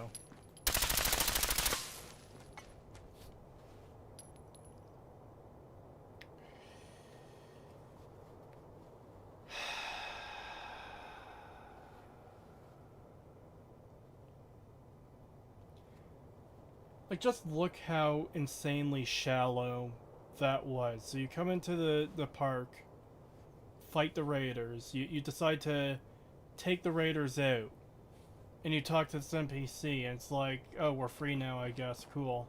You're welcome back anytime. And that's it. That's the end of it. There's nothing to say about, like, anything. There's no exploration of all these people were slaves and you just freed them, and, you know, potentially you didn't do a good job of that by killing, like, you know, other slaves, innocent randos. There's nothing for that. There's, like, it's just, you completed the thing. Congratulations. Please come back. Yeah, I hated that. It's the same way the other way around, where if you just decide to kill all the raiders and save the slaves, it's just over. That's just it. You could just leave. There's nothing else to do. Like, in terms of missions, like, you can still explore the area, but that's it. That's all you can do is explore. When, like, what I was talking about is not even having dialogue or, like, anything related to of any significance. There's just a bare minimum to acknowledge it. Yes, you did this thing. Cool. Whereas, like, there should be dialogue beyond that, exploring the ideas that are kind of present here. But beyond that, there should be an entire second half of this DLC devoted to, like, getting this place cleaned up and running as its own town. It's its own fucking city. Utilizing the resources available here. But no, we don't get any of that. It's just, you're a winner. Congratulations.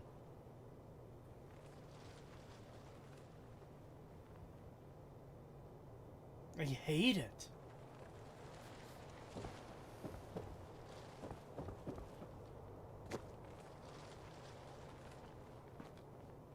Hey there. What can I do for you? Treatment or supplies? And the character I talked to fucking... She just turns into an NPC, like a... She's already an NPC, a vendor. No, of course I can't blow up your corpse either. For a second there I thought her leg was off, but no.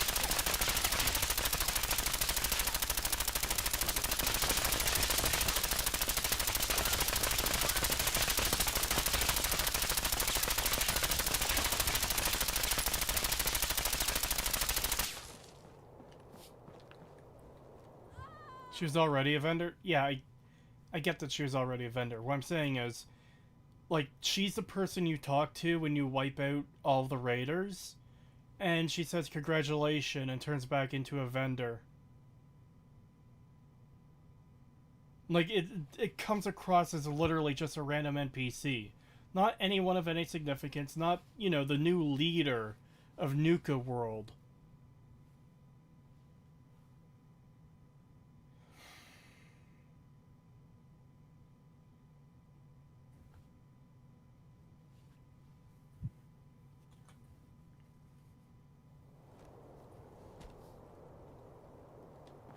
Is there anything else for me to kill?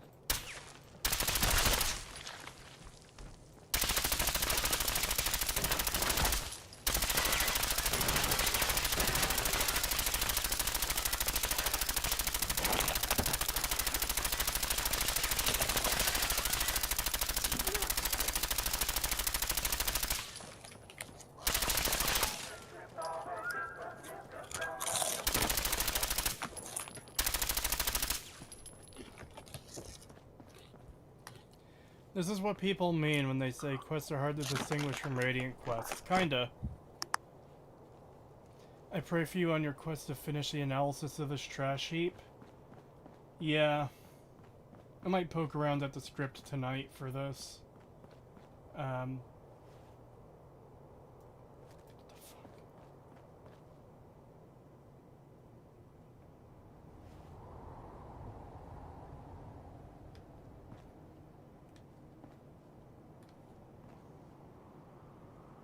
The trees are vibrating.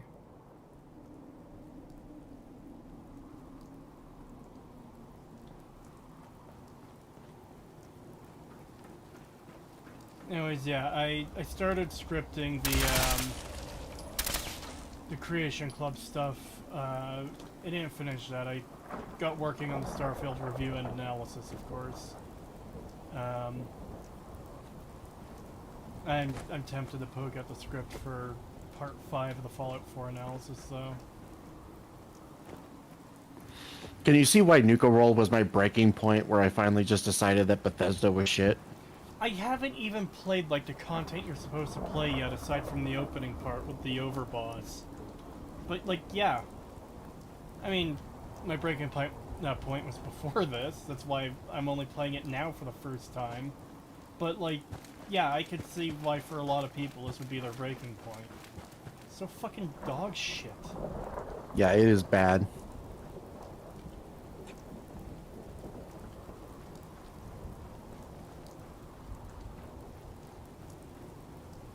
Okay, Kree, ready for the Raider section? No, I'm not. Oh boy, flying ants. What a fucking amazing enemy.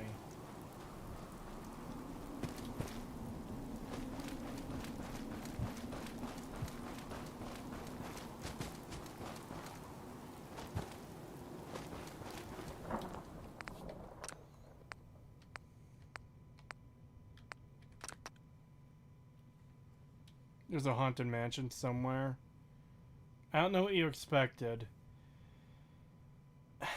To be fair, I heard bad things about Nuka-World, but it's still fucking kind of shocking.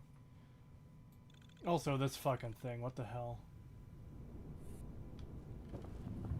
Gage. Let's keep the conversating between us, okay? Meet me in the overboss quarters.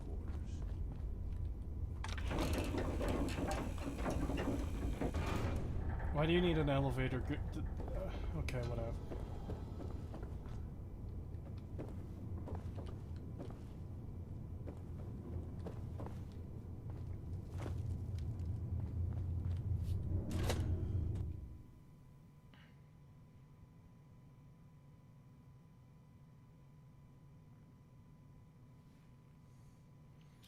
The people who dislike Nuka-World actually disliked it because it let you play the evil bad guy. Seriously, look at the reviews.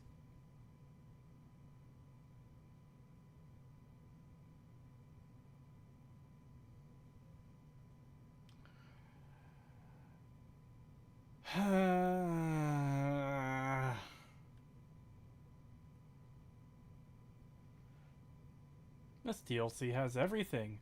Raiders. More raiders. Hubologists. Raiders. Nuka-Cola chick. And I almost forgot, more raiders.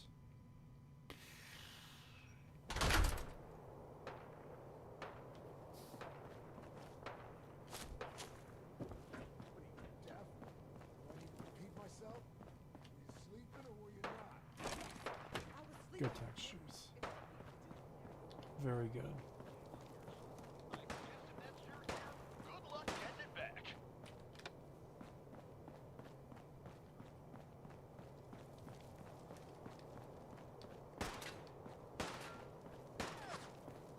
You haven't seen anything that's, out of the ordinary around here, have you? Maybe something hidden, shaped like a bottle cap. I thought we told you to keep your ass at the market. If you're looking for something, you can find it. God, I can't believe they brought that stupid fucking character back. Gotta be something good in here. Don't forget the magician that has actual teleportation and magic. I am vaguely aware. Trust me. Ah.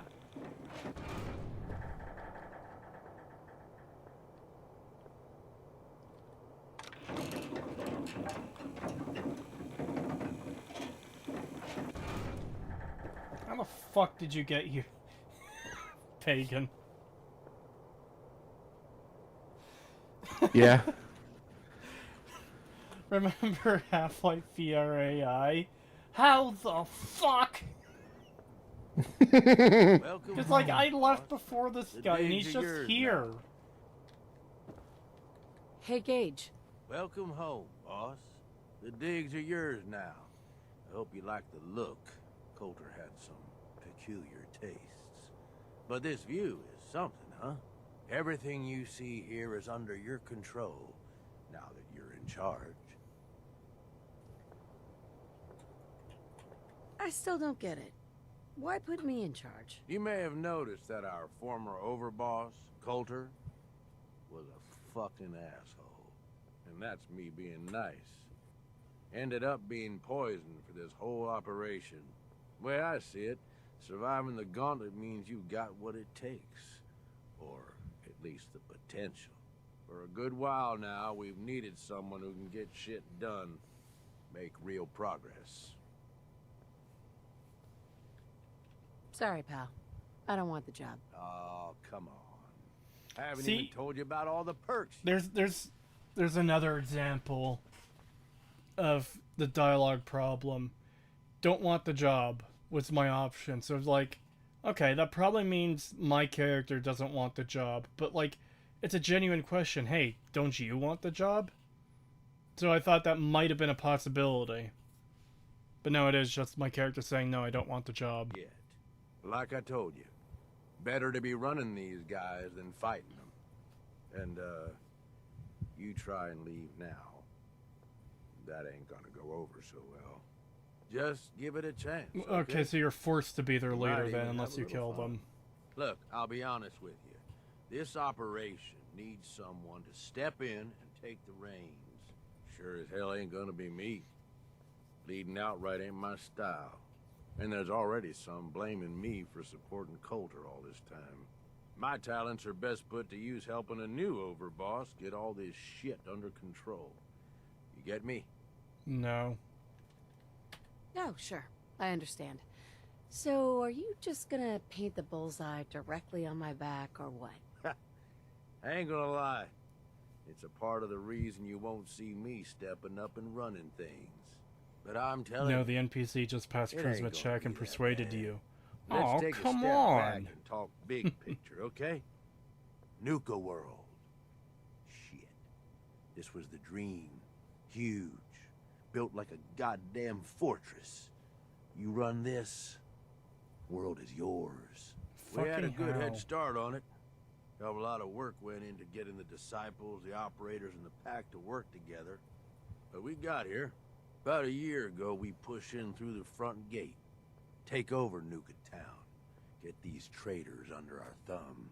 And then, well, Coulter got lazy. He was content to sit on his ass. Never bothered putting in the effort to finish taking over the park. The gangs got restless and started pissing each other off. It is a real mess. Yeah. Mm. Yeah. What kind of a mess am I walking into here? It was little shit at first. Heated tempers, arguments, the occasional shooting. Got worse over time, though. Gangs started staking out as much territory as they could. All being on top of each other like this. Started looking for excuses to turn on each other. If something ain't done soon to settle things down, it's gonna reach a point there ain't no coming back from.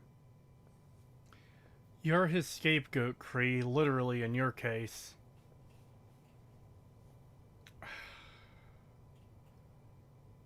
I just can't get over how fucking lame the story is. Like, just the premise is immensely uninteresting to me. Yeah, we have 3 gangs. Anytime Shut now, the boss. fuck up! Yeah, we have 3 gangs here. They don't like each other. The old guy who led all 3 gangs, he got lazy and didn't do anything. And now it's your mess to clean up. Have fun. It's like, it's so fucking lame.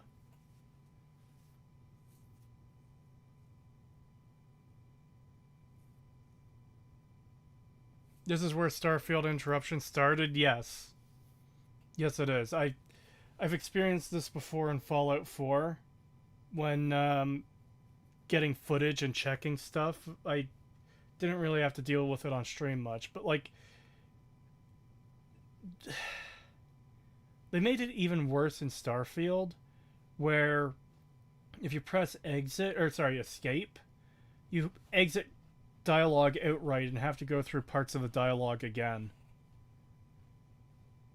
Hang on, did that NPC just talk when you didn't even pick a choice? Yes, they have generic lines to be like, hey, you haven't picked an option, hurry up.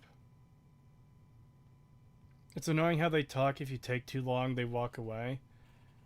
I mean, I'd prefer them well, no, that's annoying too.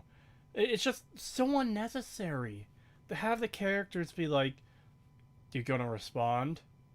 If you take too long to pick an answer.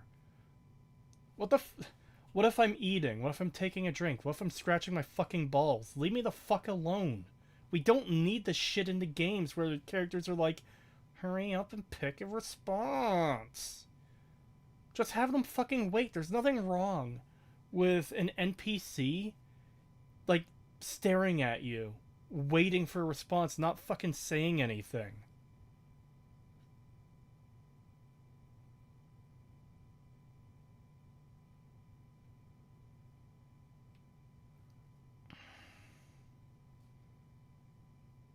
In Starfield, they somehow made the characters even more shallow, though, yeah.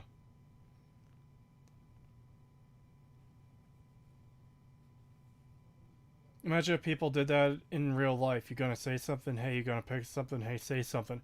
In real life, it makes more sense, because, like, if you're having a conversation with someone, and then they just don't respond at all, it makes sense to go, like, hey, did you hear me? You okay? You know, that makes sense. But this is a video game. You don't need characters fucking pressuring you to answer their fucking thing.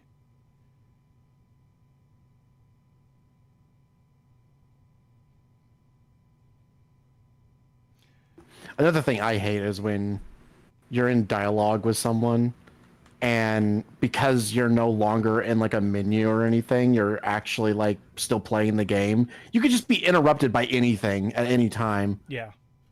It's like, God damn it. Yeah, it's really annoying.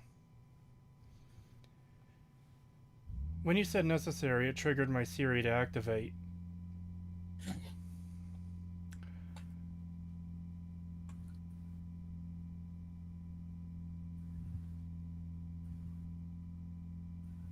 I'm considering. Yeah, I'll do it. Siri, play Money for Nothing by Dire Straits. It's a good song. Coulter couldn't pull this off? He was weak. Didn't deserve to be in charge. Tell me about it. I thought he had what it took, so I helped arrange this whole deal. Didn't work out. But now that you're here, we got a second shot. Look, I know these gangs. Been working with them or against them for years now. I'll help you, okay? Walk you through everything. First thing you gotta do is get the gangs behind you. Without them supporting you, you're not getting shit done. You don't have to trust them. Hell, you don't even have to like them. But you need them to respect you enough to follow you.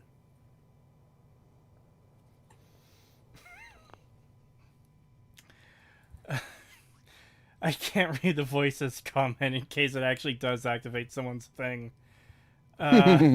Joke's on you, Cree. I have no music in my library. Kretosis,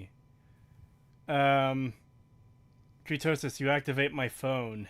Yes, good. Also, you said it too fast, damn. Read it, do it, you coward. I can't. I don't want to activate people's things for something like that. That's the reason I picked something harmless like a good fucking song.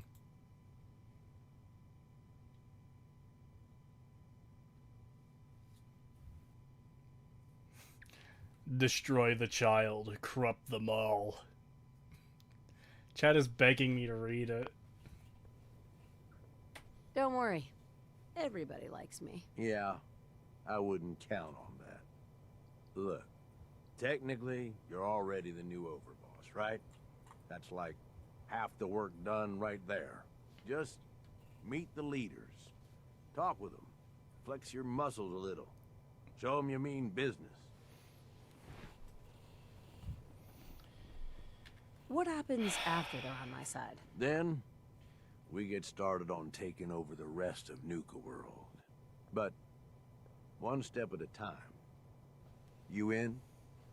See, the worst part about the... Well, I should say the worst part. There's a lot of really bad parts. One of the more annoying things about this DLC for me already is the fact that, like, in the base game, you just straight up cannot be an evil person. Like, yeah, you could kill randos, but, like, most quests aren't designed around you, like, being evil. And here you finally have a chance to be evil, and it's the most fucking poorly written, ham-fisted fucking garbage imaginable. I hate it.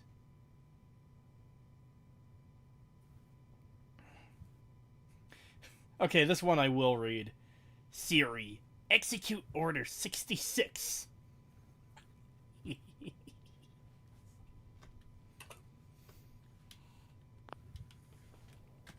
Okay, let's do this. All right.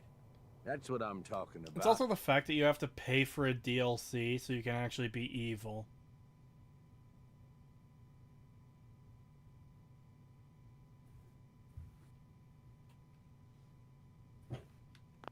You just need to show them you're the right woman for the job. I'll be here if you need me. You are the overboss after all. Just... Also, people were mentioning in chat earlier how he has a fucking scrap metal eye patch. Like, what the hell? Close to something good. I can feel it.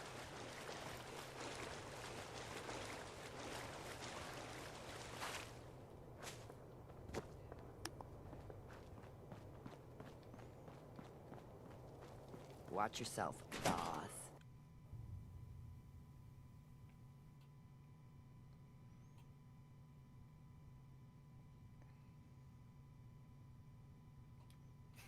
He watched too much Netflix. He assumes you are to be the girl boss of the factions. Gage dragged in. We're giving him a second chance.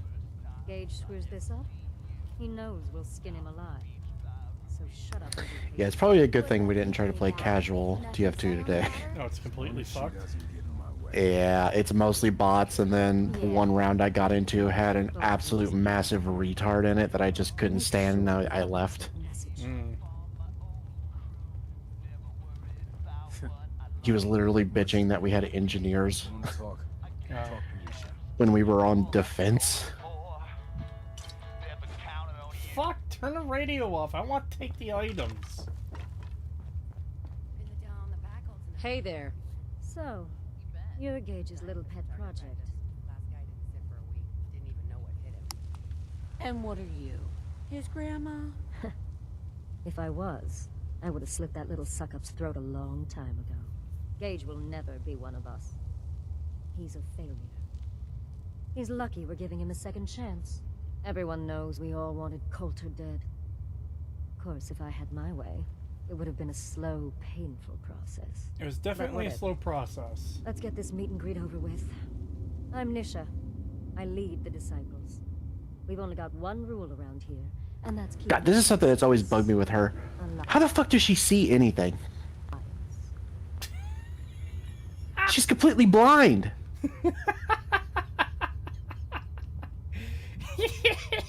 Why would you wear a helmet with no eye holes? You can't see anything. You see, Pagan, the lead paint is her favorite flavor.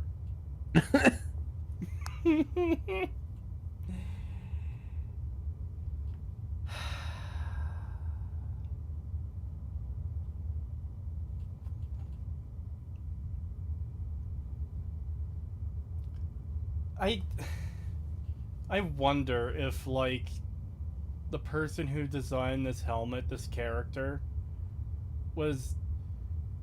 Like, I know there's other games that have characters with this design where, like, their eyes are just completely blocked out. and for some reason those get a pass. I think they're trying to do that here, and it looks like shit. I don't know. Even in those other ones, I tend to. Oh, yeah, I have Fucking, an the only issue- one I don't really gripe about is the Shrine Maiden in like Dark Souls 3, and it's because it's like, yeah, they're actually blind and they don't really go anywhere. They only move like 4 or 5 feet. Yeah. This feels like a fucking a bootleg character of what you would expect to see in a Kojima game. Yeah.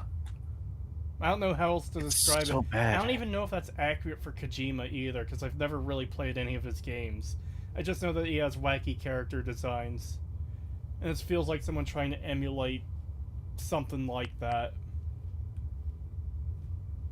Otherwise, the way we see it, this world stopped caring about rules the moment people started dropping bombs on one another. This world needs rules. Otherwise, we'll never recover. Rules are dangerous because people start to trust them. They make you think you're safe, but once you turn your back, you're dead. Coulter thought some sort of rule or code made him untouchable. But he found out he was wrong. The hard way. Although I could give him a little credit. He built the gauntlet, after all. Of course, it was total shit at first. No imagination. But we spiced it up a bit. How many lives has this gauntlet claimed? Who's counting? It's at least enough to keep the traders busy. We like to send them in to clean out the bodies whenever things get ripe in there. They don't always make it out alive, of course. The gauntlet never sleeps. Hey, I thought it was pretty impressive. Good to see the new boss at least has some taste.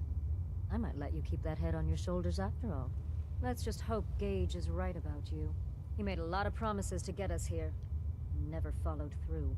So you better not screw this up, because I'm not about to tolerate another round of bullshit. I'm the best there is. Willing to bet your life on that? You see, the disciples don't make empty threats. We make good on it. We aren't swayed by caps like those spoiled brats obsessed with their hair, or those savage animals who can't behave in public. Fuck this up, and I will kill you. Although, I admit I have even better plans for Gage. But, if you support us and keep your promises like a good little overboss, we back you. You get to live, and everybody wins. I can't get over how just fucking uninteresting all this is. It's not even because, you know, it's Fallout 4 and I hate Fallout 4. I don't have any reason to care about any of this. Oh, we're gonna kill you if you don't be a good boss to our raider gangs. Oh, wait till you go and start exploring the fucking parks. There's a couple where you're gonna be like, what the fuck is this? Oh boy. There's the Kittyland one with the ghouls. You should definitely go do that one for the fucking, so you can see how shit that is. And then you should also go find the space cult that's just out there. Yeah, their mission is fucking insane. What's the space cult called? I don't remember what they're called. I just know they're a space cult. Are they called the Hubologists? Yes, they are called the Hubologists. So they really did just reuse the faction from fucking Fallout 2. Yeah. They basically just have you doing fetch quests until until you fix a ride that looks like a UFO and it causes all of their heads to explode. Like the King. And then that's it. Yeah. Oh.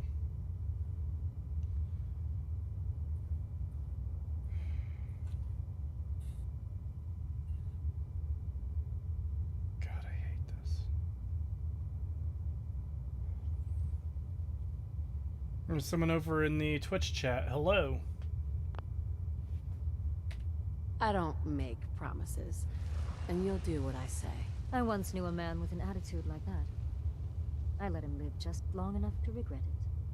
But if you change your tune and decide to play nice, there's no shortage of work around here. So, if you're looking to prove you've got what it takes, you know where to find me. It's also just the fucking Bethesda thing again of, you're the boss, now go do all the hard work. Yep. And I hate that you never get, like, anyone to help you. Like, you never get, like, a group to lead, you know? Yeah. You never get a squad to come help you with anything. It's literally just, go do all this shit by your fucking self. Yeah, because as the leader, remember, Gage said the whole point of this is, oh hey, we're taking over Nuka-World because it's a fortified place, and it's very beneficial to control for some reason. He said you control this place, you control the world, which is fucking dumb, but like, Yeah, that's dumb. Ignoring that, it's like, okay, this is a useful base of operations, okay. So shouldn't you be delegating to, like, groups, hey, go do this, go do that? There's a pack of ghouls in the fucking room that generates food magically for some reason. I don't know, I'm just coming up with bullshit that sounds like it would fit in a Bethesda game. And it's like, yeah, that's what you should be doing. It's telling them to go do stuff.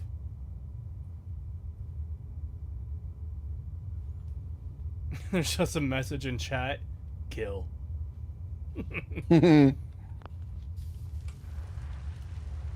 Alright. I'm at the first of the lame-ass fucking bosses.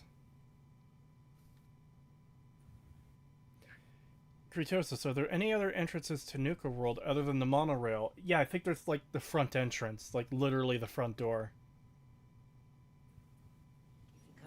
God, it's crazy how much this game just insults your intelligence. Like, well, watch that, player? You think that just because you're the leader of a faction, you get to tell them what to do? That's not how that works. Like, fuck off. Shut the fuck up, game. Yeah, as we all know, the President of the United States is the one who fights front lines on any war we go into. He's the first one charging in with his machine gun. Yep. You're gonna head on in. God, I hate. Which is kind of awkward, because if he dies, and the person who kills him then becomes president by Bethesda logic. Only what's turned up so far is that she's got that pit boy on her arm. So, our new overboss is a vault dweller. Uh-oh. Or ice the vault dweller. I overextended and died. Right. You can go. How the fuck? Hold on, I need to hear that again.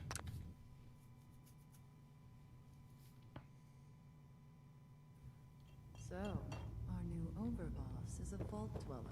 Or ice the vault dweller. Oh, or ice the vault dweller, okay. For a second there, I thought he meant, like, on ice, as in frozen. I was gonna be like, how the fuck does he know? But he thought we killed one, okay. Hey there. Well, Yeah, what a bunch of losers. we all owe you. Good God. What? We were in a match, and this other team refused to kick their bot because it was helping them win. Like, imagine being that fucking pathetic.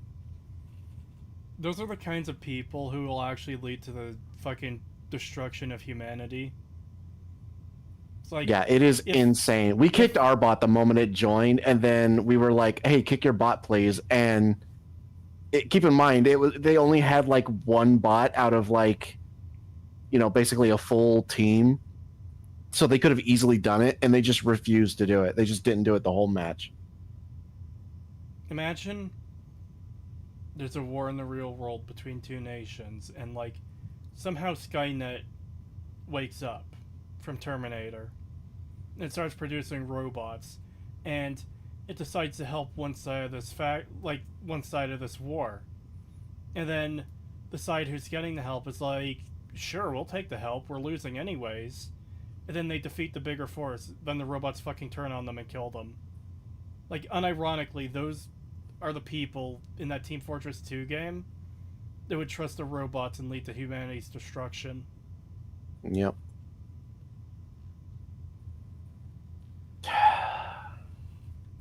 For putting down Coulter. Man was an idiot.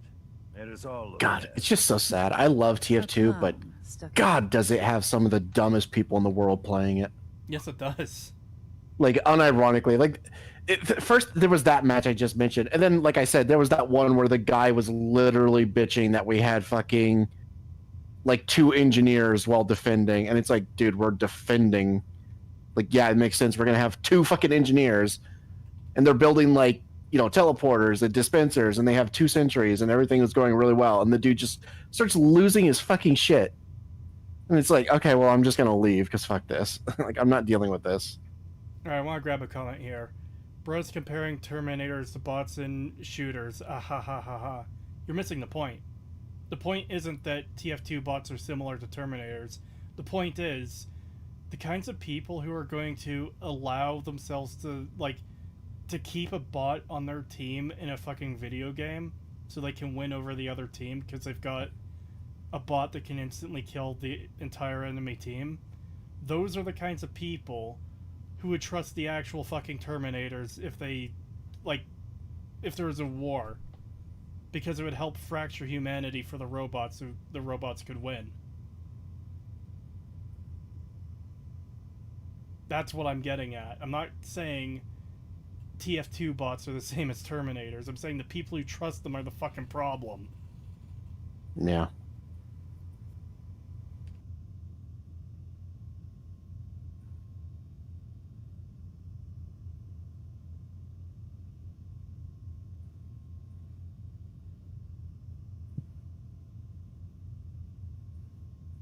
Remember when I was playing offline so I could show you some of my skins and stuff, and then I just decided to play against the bots for a bit, Yeah. and it was unironically a better match than than trying to play an actual fucking, like, on an actual server.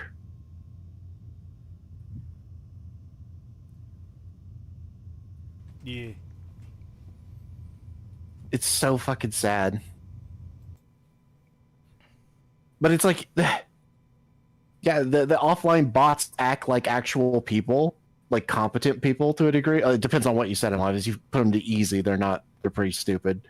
But if you put them on like medium or hard, it's actually just like playing a normal game. And then you play actual servers, and the bots on there just instantly fucking headshot you from across the map because they're running a script. Yep.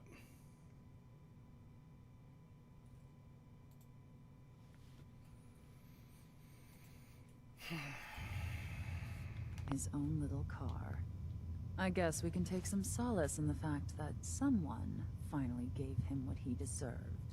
I want to know, what did you feel as you did it? When you brought that walking pile of human garbage to his knees?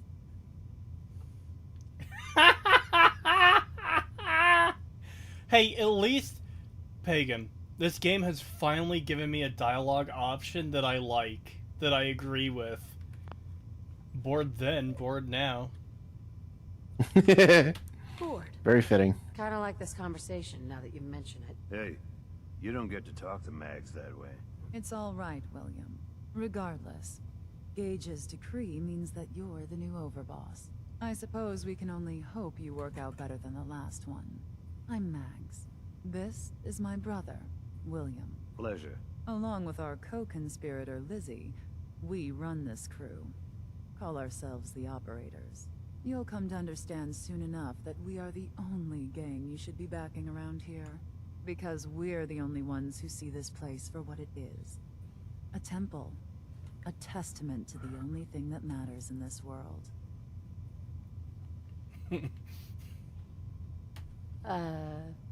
Soda?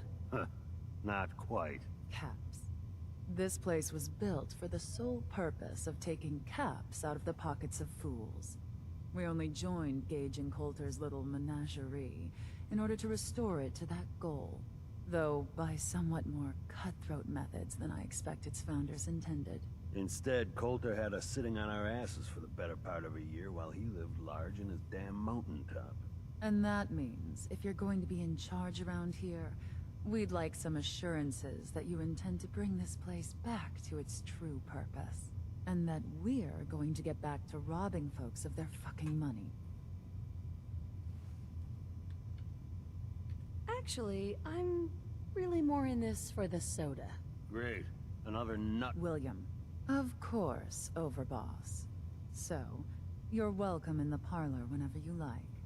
Make yourself at home. And if you think you might be interested in running some jobs for us, you just come speak to me.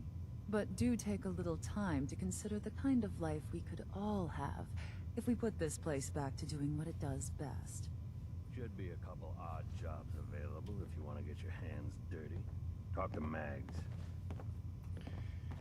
The most fun I've had with this stream was talking about how shit Helsing Ultimate was and how great Helsing Abridged was. Yep. This feels surreal that they were the first gang acting like a gang. Yeah.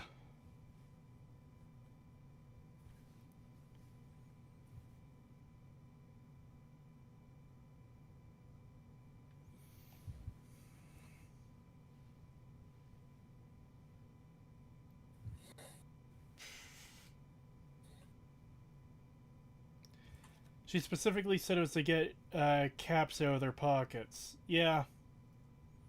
I mean, it's not raiders in the traditional sense where raiders are just like, I kill you and take your stuff. But it's still a gang in the sense of, yeah, we want valuable stuff. We want money.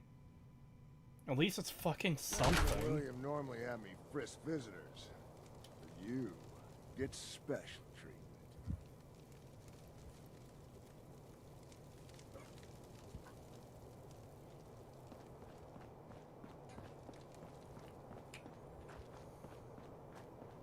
So let me get this straight.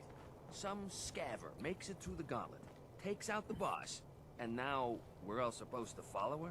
How does that work? She ain't even a raider. All I know is, Gage was in the mountain the other day and he had a real long talk with Nisha. In private.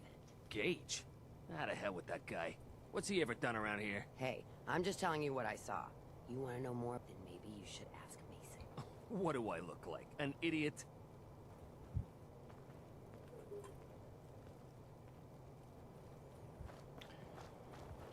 Feels like barely a step above Oblivion dialogue. I'd much rather be playing Oblivion right now, honestly. I do need to get back to those streams, by the way. I did the Dark Brotherhood and Welcome to the nest. the Arena. Great model. Or texture, I don't know. I mean, the texture's obviously fucked too, but either way. Because yeah, in Oblivion, I still have to do the Mages Guild, Thieves Guild, Fighters Guild, Just don't screw Knights this of the up. Nine, and Shivering Isles.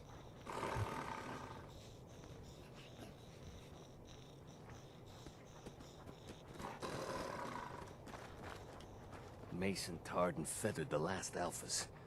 Ain't been seen since. Smart to go asking about it. If you ain't standing out, you ain't worth looking at. Oh my god, they literally are furries. Yep. What the fuck? If you're wearing a collar, it's because you asked for it. Ain't no one's a slave, but don't Mags or something? You said we ain't allowed to kill any of them, so... Tell me, you have to wait in a long line to see me. No. I walked right up. Exactly. Most can handle their own shit without bothering me about it. Do you need help finding your place here? No. No, I can handle it. There's plenty of collars in the kennels if you can't. Now that I get a closer look at you, not sure I'm buying this new overboss thing. Man, it'd be really nice if I could talk to you without fucking obnoxious noises in the background.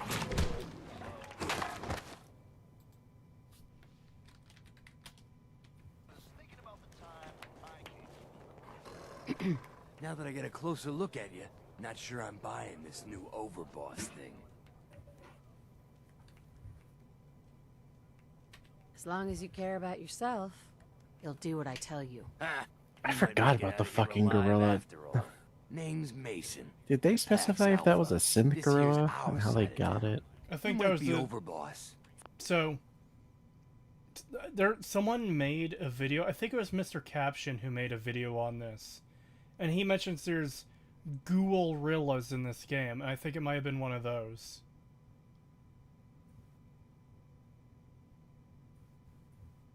Fucking. That's what chat is saying, actually. They're ghoul-rillas.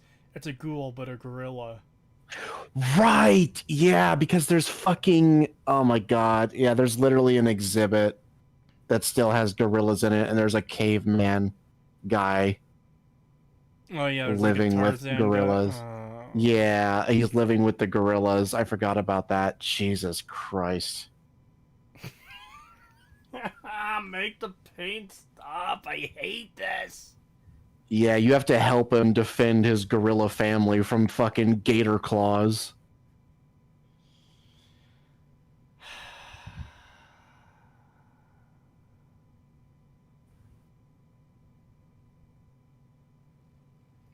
God.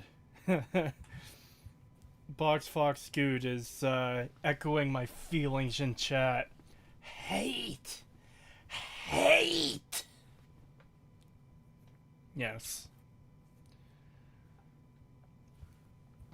For now. But I'm the boss of the pack, and it's gonna stay that way. Long as you don't go forgetting that, we're gonna be fine. Let's work together, Mason. I'm not interested in ruining your gig. If that ain't a lie, then things might end up all right between us. Look, it ain't like anyone's broke up about Coulter. Just figured on his replacement being, well, different. But Gage says you're the boss now, so you're the boss. You don't want to be overboss. Me? Overboss? Nah. Seems to be a short-lived position. I'm sorry, I'm not buying this. I'm not buying that all these people are completely uninterested in being the fucking leader of all of the gangs. Especially when they're the leaders of their own gangs. I have big plans for this place. You'll see. What Maybe fucking you're the real plans? deal. Well, we thought Coulter was the real deal, too. He's laying in a pool of his own blood. Don't get me wrong, Coulter was definitely overboss. Not a man to mess with. And things were good in the beginning. Real good. But that was a year ago. Then Coulter went soft. Wanted to take stock in what we achieved. So, what is it you want? Caps, action, something. Anything that's more than the sitting around we've been doing for the last year. I'm listening. Sure, this place beats living in the shitholes we had out there. But it ain't the palace of caps we signed up for. Ain't none of us happy, not even the disciples. And they're normally a chipper bunch so long as they're drenched in blood. Things were going to hell fast, but Gage put the brakes on that. Got us together and promised he'd find someone to deal with Coulter. So, what's the real story behind Gage and Coulter? Ain't nothing I ain't already told you. That's fucking annoying. God, I hate the persuasion checks in this game. Damn, Kree, why do you hate life? Because life hates me. What has life ever done for me? You should play a good game. I've played a bunch of good games on stream. Check out the Lethal Company stream from, I think it was Friday. I had a lot of fun on that. Yeah, that was great. Yeah. Also, love seeing you on EFAP with Patricia. An awesome episode. Yeah, I had a lot of fun.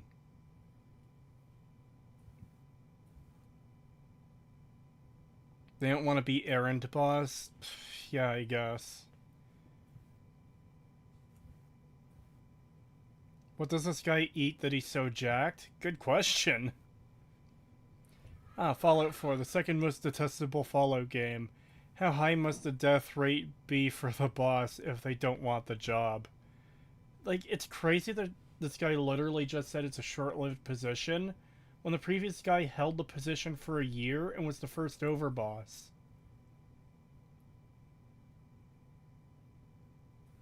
Oh shit, you... Yeah, what the fuck? Yeah. What? This is like a constant problem with modern Bethesda's games, where characters will just fucking say shit that is complete nonsense when you know other information. I was I was editing the Starfield review earlier. I was getting clips of what the emissary sounds like because of the whole, like, they switching the way they talk thing. And one of the lines I had seen in my footage was the emissary, or the player saying to the emissary, "We mean you no harm," and then the emissary responding, "You say that now, but we know what you are. We know what you are capable of." Which is a line that only fucking makes sense if they're an alien species, a non-warlike alien species that have been hiding in the shadows from us. It doesn't make sense when you know that they're fucking humans! Oh shit, you and Patrician TV were on EFEP? Yep, episode 270? I think it was 270, yeah. I think it's just bad phrasing. The point is he doesn't want to be a target for the other leaders.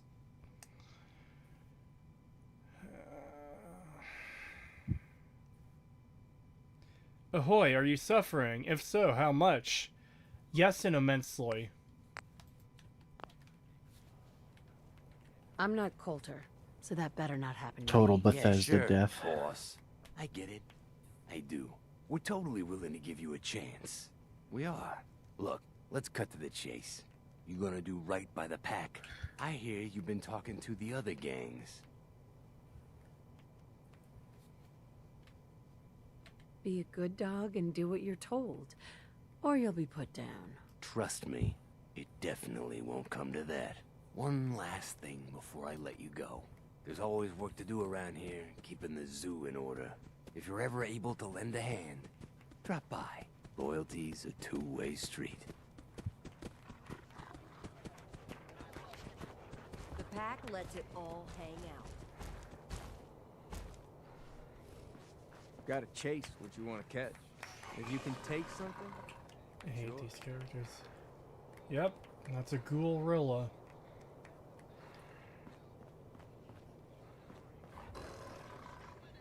You a sheep or a wolf? Because the pack only runs with wolves. Why do you have a guy dressed up as a fucking bird over there? God, it feels like they had no good ideas for a raider faction, so they just had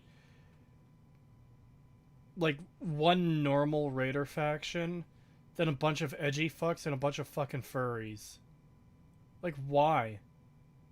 They couldn't have come up with anything better than this?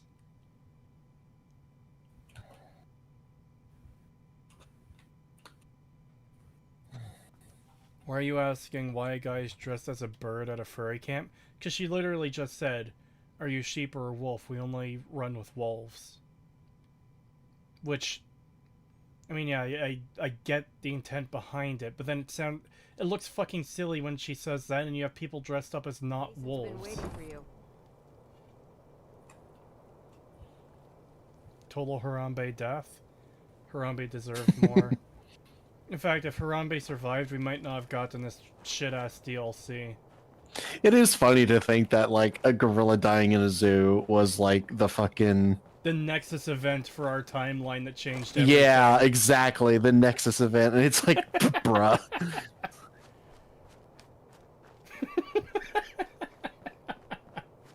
Sooner or later, Cappy, I'm gonna find you. I'm gonna find you. Why are the raiders just letting this dumb fucking bitch... God, Harambe was the catalyst? Yeah. Things are boring as hell since Nisha made us team up. I ain't no fan of playing nice with others. I'm not a fan of playing nice with others, which is why I joined a gang full of people. Okay.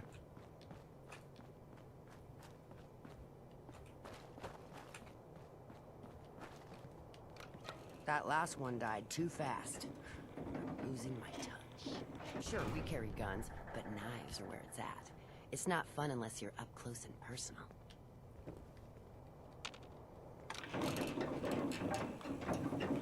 The raiders captured a trade hub to keep it running as a trade hub. Why is this place a fucking trade hub? It's in the... Like, it's in the middle of nowhere.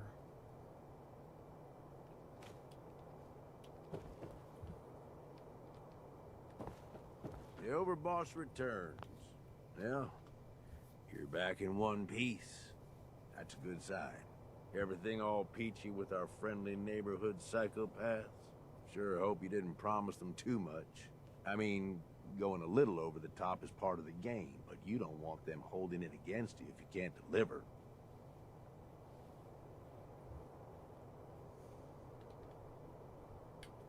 They'll do what they're told. And that's all that matters. It's funny how Spy can go from like the worst class in the game to like one of the most annoying classes to ever deal This with. place is huge, divided up into sections, parks, whatever the hell they called them back in the day. We need to take them all back. Because there was 2 really good spies on the other team, and my god, they just fucking would not fuck off. You stake a claim. Spies are one of those plant a little classes flag for where one of the gangs, it's incredibly and that easy to settles be absolute It's theirs dog for shit good. worthless with Who them. gets what, But if you get that'll someone be good your playing call. spy, they're an absolute Whoever you hand it menace. off to will appreciate it. Yeah. Others might get a little jealous. You know how it goes. Especially when there's 2, because I went pyro to deal with them, and it's like, oh, well, I'm killing one, and then as I'm like killing one, a second one will just appear behind me and kill me. They literally teleport, I swear. Like, they're always there. They're like, they know exactly where to be at all times. You listening? Plant a flag. Are you serious? Dead serious. Look, you leave it up to anyone else, the gangs will all just fight over who deserves the space. A lot of these idiots can't read, so it needs to be as plain as day for them to get on board. They know what to watch for. So that's it. Nice and simple, right? Take a minute. Settle in if you want. And then let's get to it. And hey, we're in this together, so I might as well go all in. You want me watching your back? You just say the word. The whole plant the flag thing is so tedious, I bet. That sounds like a great idea, Gage. You got a deal. You're the overboss. Well, this sounds like one for you, Pagan. 20 ARS from Draguo Dot. Thank you. Rarity is best spy, but Scout is best Rainbow Dash. Okay. Makes sense, yes, yes.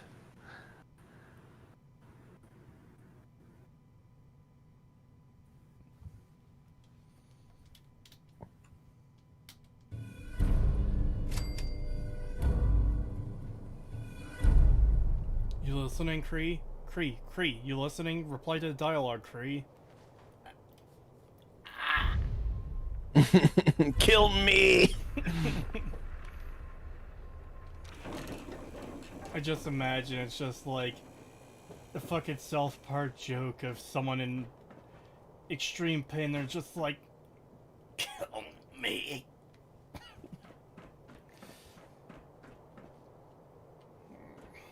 Alright, so what the fuck am I even doing? The Grand Tour. Secure Nuka-World's bottling plant, Safari Adventure, Kitty Kingdom, Dry Rock Gulch, Galactic Zone.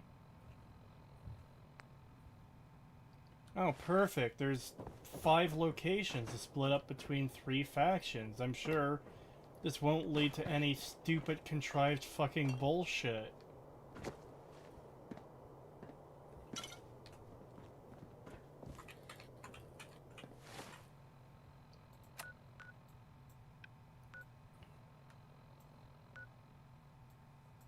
Okay, which one should I do first, Pagan?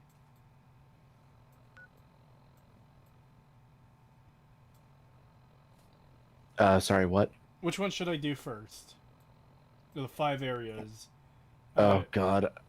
Kitty Kingdom. Kitty Kingdom, yeah. You should probably do Kitty Kingdom first. Oh. Alright. Are you saying that just because that's the first one I said, or is there actually, like...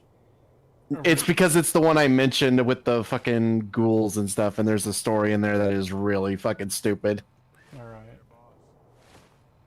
I have to go this way.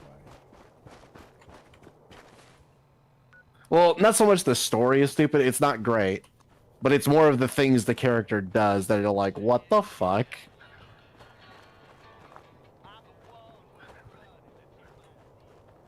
Nisha really only has one rule around here. Don't get caught. The way I see it, either you wind up getting shot, or you're the one holding the gun. I know.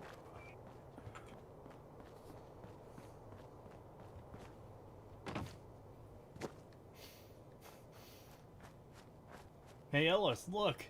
Kittyland! Do I look like some sort of queer to you?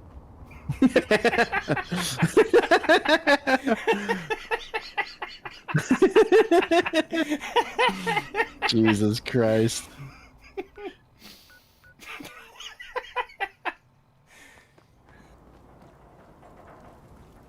I really want to play Left 4 Dead 2 again. Apparently they've released a patch that fixed the problem. Yeah, I saw that and I sent it to you a couple days ago when I saw that.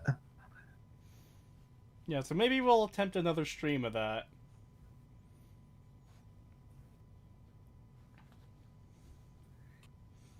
Ow. I love the autistic way NPCs just run straight ahead while dropping their epic intense dialogue. Bros will spend 5 hours analyzing Fallout 4's epic lore. Bethesda will change it on a whim. That's part of the problem.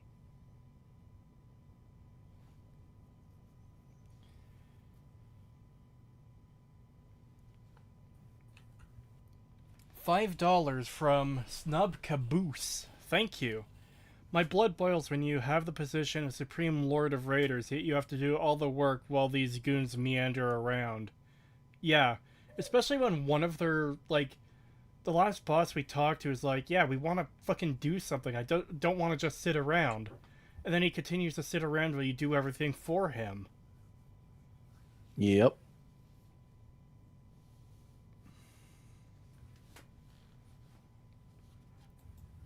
Pagan, which are the 3 factions? Because I know one of them is going to turn against you. Which of the 3 factions should I kill off?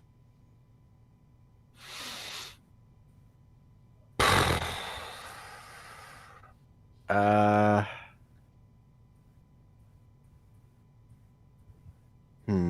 probably going to keep the operators. They seem like the least insane. So it's down to, like, edgy moron who wears a helmet she can't see out of, and the furries. And right now, I think I always kill the edgy one. I'm pretty sure that's the one I always chose because she was the worst. They do seem pretty bad, but like the other option is furries.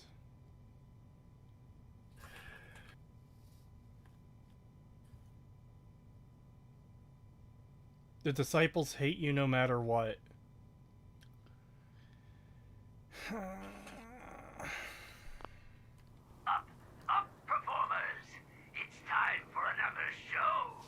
Though I doubt you'll even make it to the theater, stranger. Shall we take bets on where this one shuffles off? What do you think, friends? The tunnel? The fun house?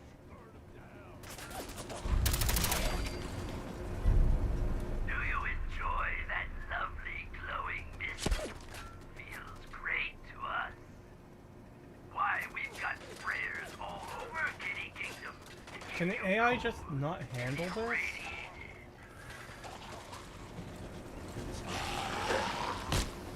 That one can. What's wrong? Not your cup of tea? Oh, by all means, keep trying. You're Will doing you shut the fuck up? Jesus Christ. Yeah, the AI just breaks when they get on those spinning platforms. What the fuck's that for?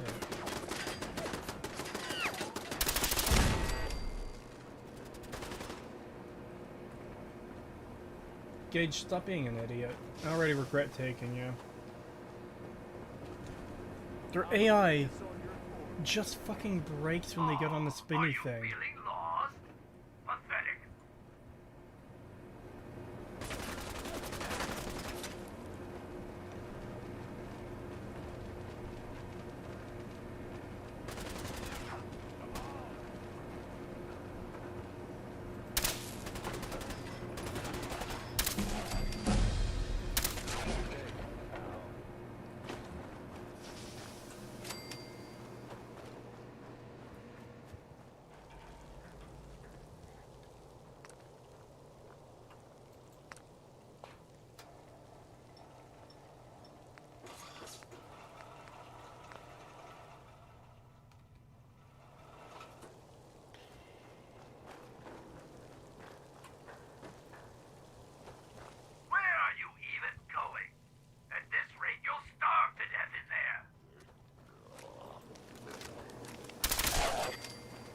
Why are the ghouls painted?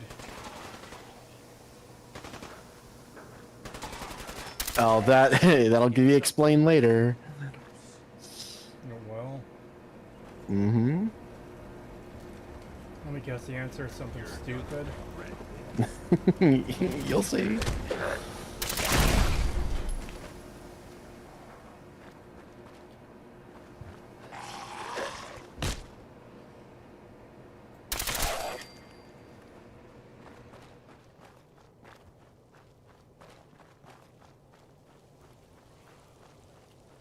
Oh, hold on. Are those other markers the other lands? Is that what I'm seeing? Yeah, it is.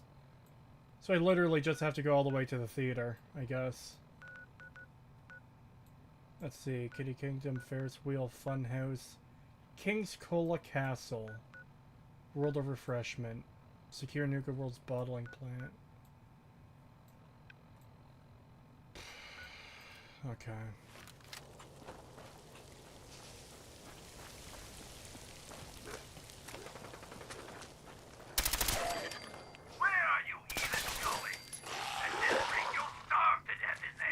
Oh man, there's nothing I love quite so much as obnoxiously repetitive dialogue that constantly fucking plays.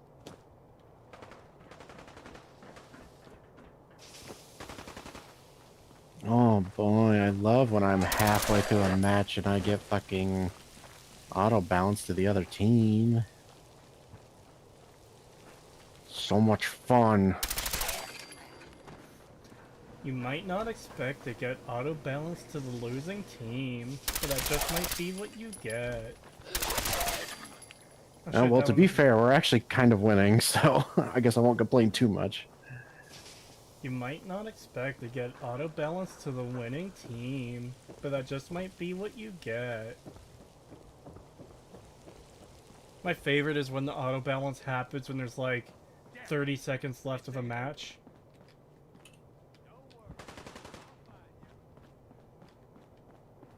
Yeah, that's the worst. It's literally that fucking meme where, like, the heavy is celebrating, like, oh, yes, he's gonna eat his sandwich, and then he gets auto-balanced right as, like, his team goes into the fucking spawn to kill everyone, and he just appears there, like, he just, like, has this shocked look on his face and drops his sandwich as the fucking soldier he was just with fucking blows him up. I think this is the most fitting DLC for Fallout 4. It's a bland amusement park of iconography. Yeah. You have to change the quest. Okay, yeah, there it is.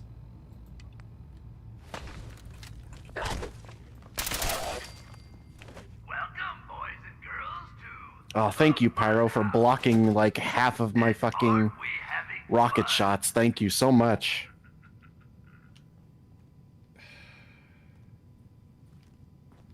Don't worry. The mirrors are too dirty to reflect anything. In your case, I'd say that's probably a benefit.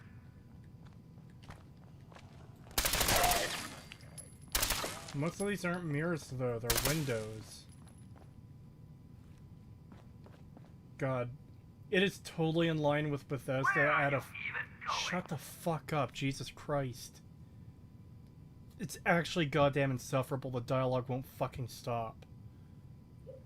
It is perfectly in line with Bethesda to add a funhouse to their game where the mirrors don't work. Keep in mind, this is something that's been solved for like fucking 20 years, by the way. At this rate, you'll starve to death in there.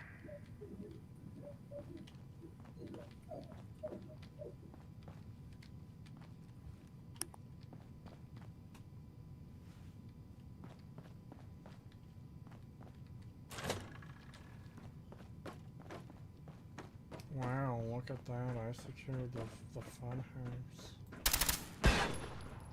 Oh no, he disappeared. You really thought it would be that easy to get rid of Jesus me? fuck.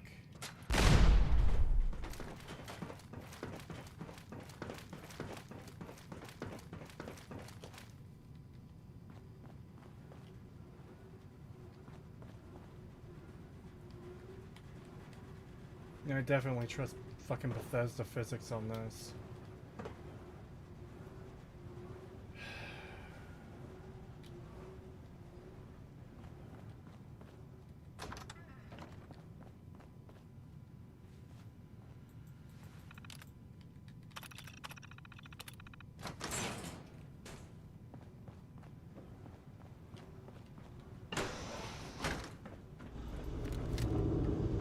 Oh boy. Listen to the sound of my voice. You're going to die.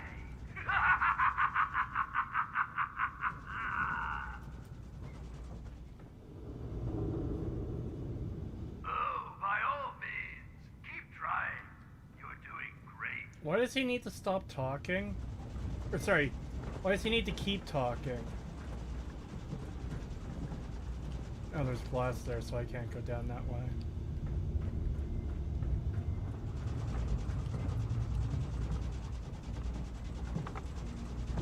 Should have watched your step. That's what you get for invading our home. Oh, you're not supposed to come down here. I thought that was legitimately like, hey, you can go down here to find something.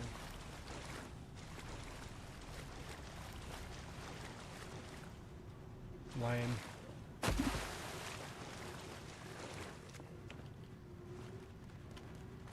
Yeah, I'm super scared of the ghouls.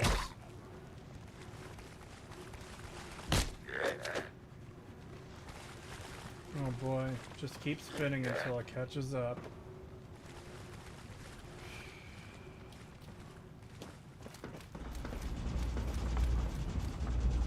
That's not the right one.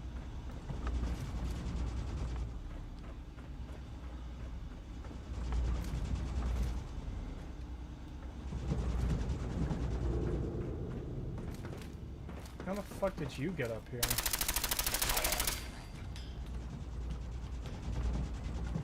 God, this spinning bullshit is actually starting to get to me, though.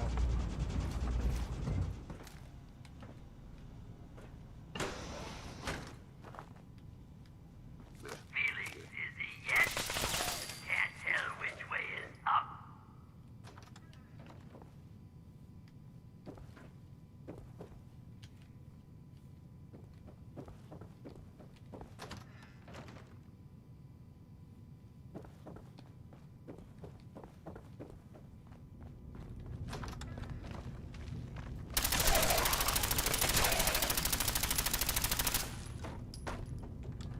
Round and round and round and round.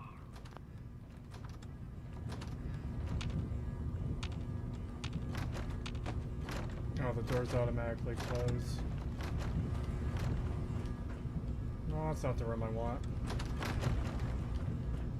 Well, you're a bit hardier than those others, it seems. But not much smarter, I'm afraid. God. That's it? That was securing the funhouse? That's... okay.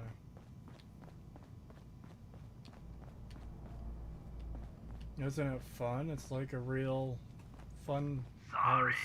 already gone, little raider. Don't worry, I've still got plenty of surprises in store for you.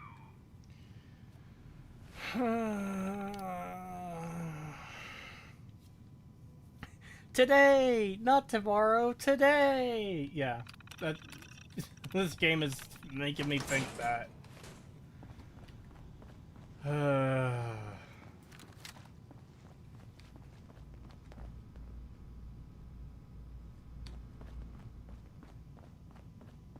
I feel like they just disallowed the companion from coming in because there's no way in hell he would have gotten through all that. If you go to the top section first, it soft locks the game. The top section? What do you mean by that?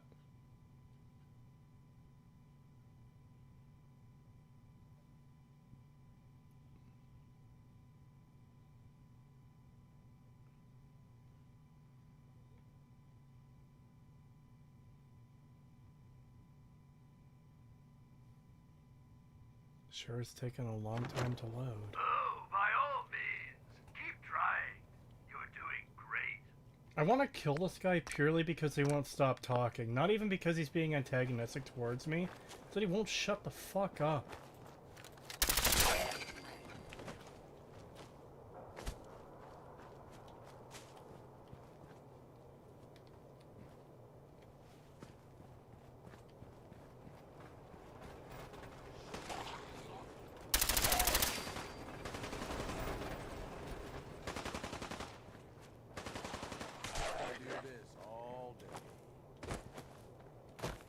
Hey, Isaac, look who it is.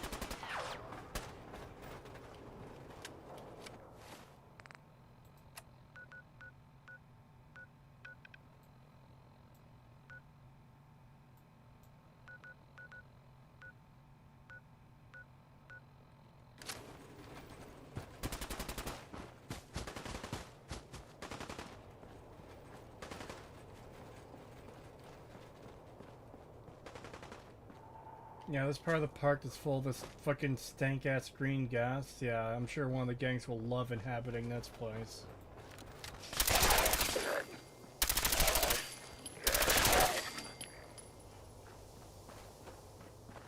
Don't you think you're a little big for that ride?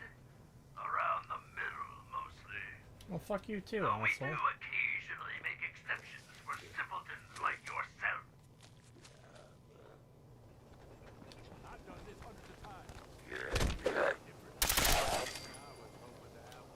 Where are you? Yes. What do you mean, yes? I already have one. Even going? At this rate, you'll starve to death in there. Oh my god, shut the fuck up. Oh, we're just back here!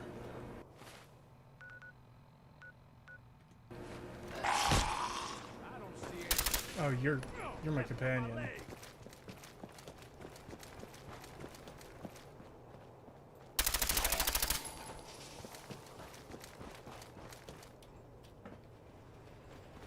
King Dipshit's Cola Castle.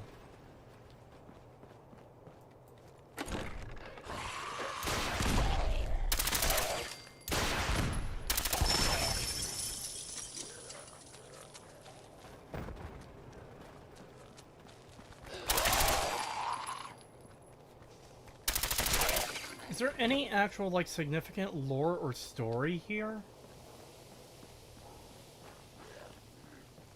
Or is it just completely killing shit? Yes, there is actually lore and a story here. Am I missing it? Or have I just not reached it yet? You have not reached it yet. So it's literally just kill boatloads of enemies until the game decides to give you a little bit of lore. Yep.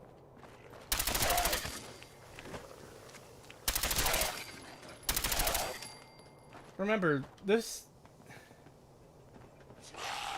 Was Nuka-Cola the last piece of DLC we got? Like, they released Far Harbor, then Nuka-World, right? No. I believe so, yeah.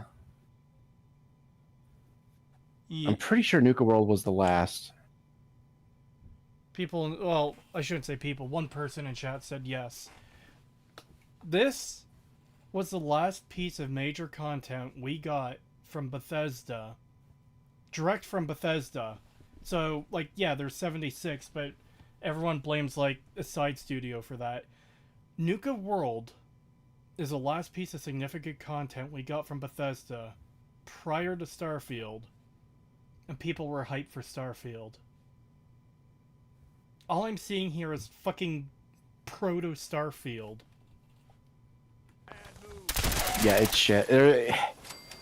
I know Nuka-World is the last one because it was, again, the thing that made me go, yeah, no, fuck this. Because I knew that, like, you know, this is their last thing they're releasing for Fallout 4. This is their last chance to win me over, and this is what we got. It is so shit.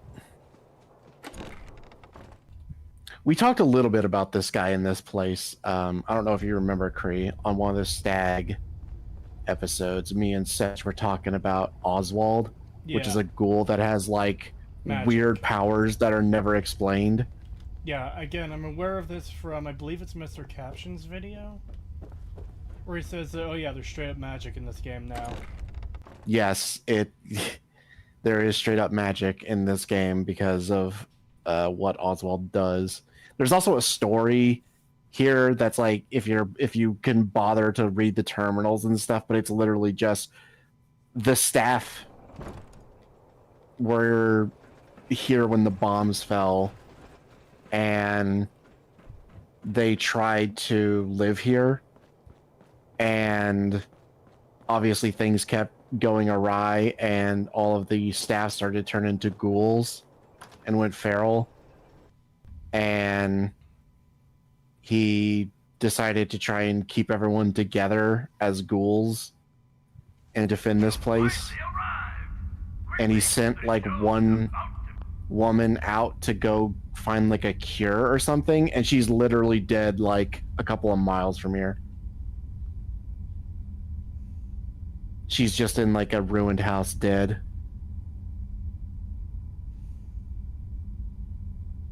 And that's pretty well the entire story. I mean, it just sounds like typical ghoul stuff. Oh no, the bomb's dropped. Oh no, my hair is falling out. Oh no, my skin is flaky. I guess I'm a ghoul now. Pretty much, yeah. Oh no, I'm losing my grip on reality. I shit you not, I'm just gonna spoil it, I don't care.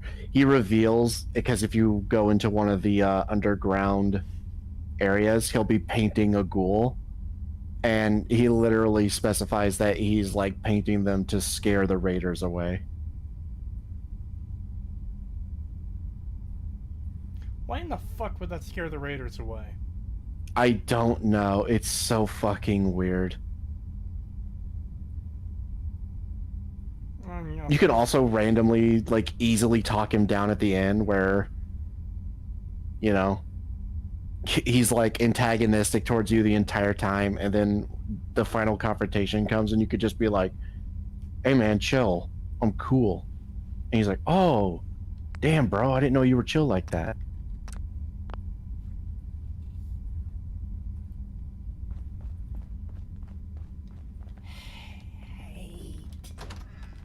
And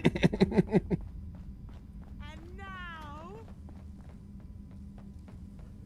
the show you've all been waiting for.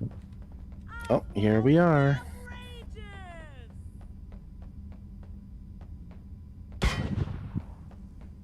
I'll admit, I didn't think you'd make it this far. I can tell you're different than the usual invaders, so I'll not bother with the usual tricks and illusions I use to scare off the superstitious. When the bombs fell, everything changed. We changed. And somehow, I received a gift. Actual magic. The stuff of legends. Perhaps you'd like to see some. Up. No matter what you do, I can heal my friends, and we will protect what is ours.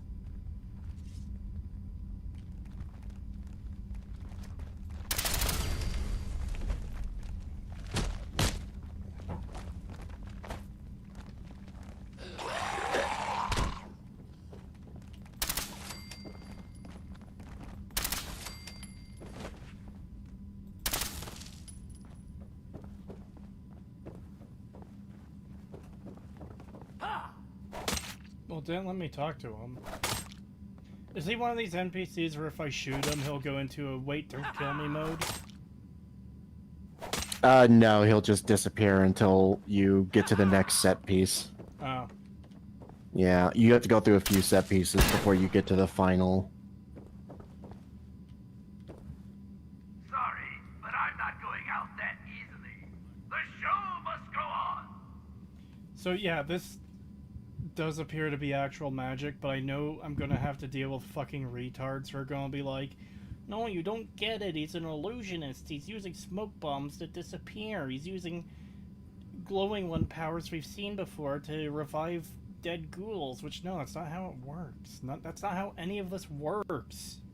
Yeah, no, I hate that that's a change that they made where death can just be overwritten in this universe by radiation. I'm sorry, what? No, when ghouls die, they are dead. They're not actual zombies. Yeah. Like, you're missing the fucking point.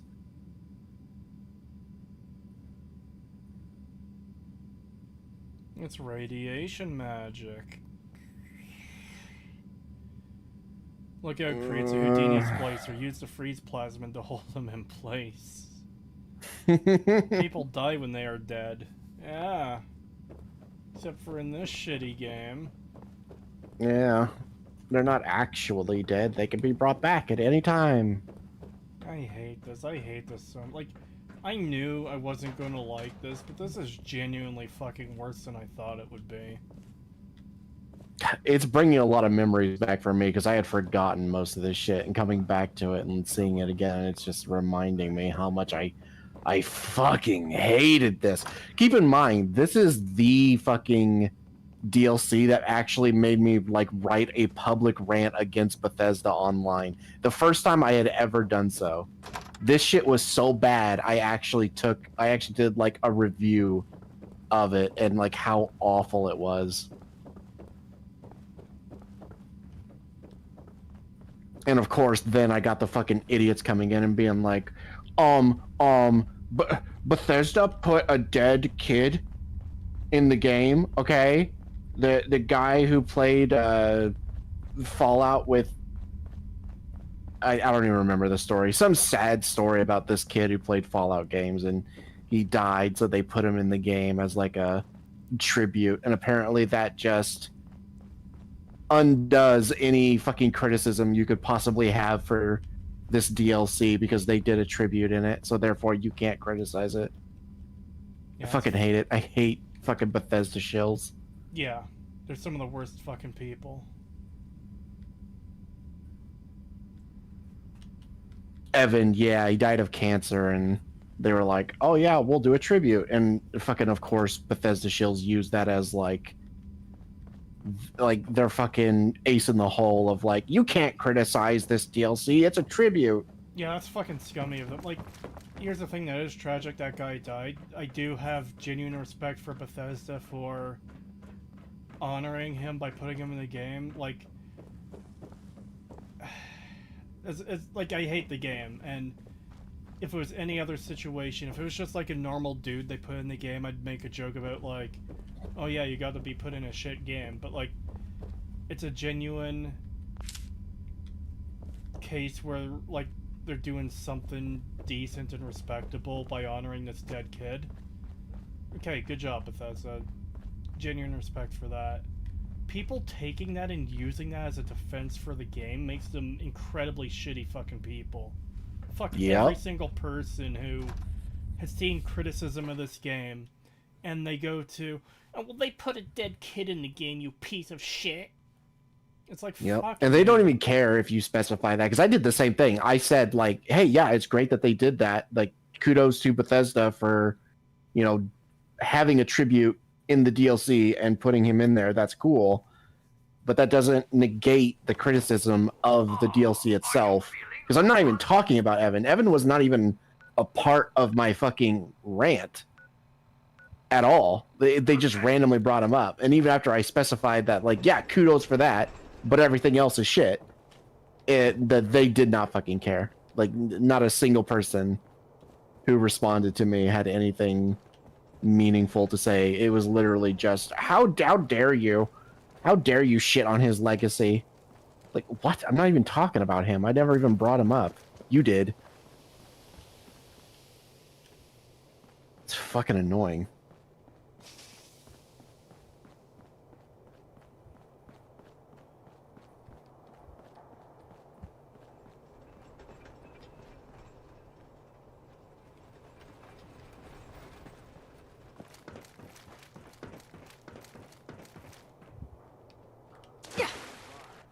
Also, yeah, the voices will not stop is right.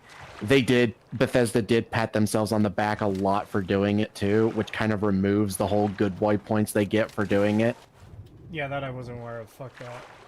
Yeah, if you praise yourself for, you know, putting someone who died in the game as a tribute, and you constantly bring it up as like a positive thing you did, almost as if you did it to fucking, you know, negate criticism, you kind of lose your good boy points. Like if they had never mentioned it, it would have been fine, but they mention it. They mentioned it quite a bit, if I remember correctly. Like there was at least a couple of like interviews and Twitter posts where they specifically mentioned Evan, and it was like, yeah, you're kind of milking this a bit.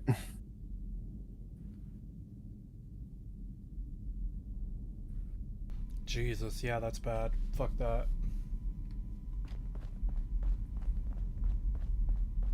Where pagan? Man, good luck finding that shit. That was years ago. You think I keep track of that crap? I mean, if you can find it, I will. That would be very useful for bringing up in a review. Yes, Oh yeah, here we of go. course, I'm kidding. But seriously, the clown makeup helps scare the invaders off. And there's a new one in the park.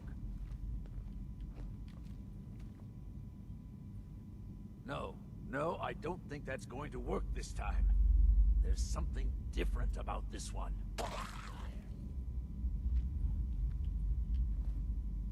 See?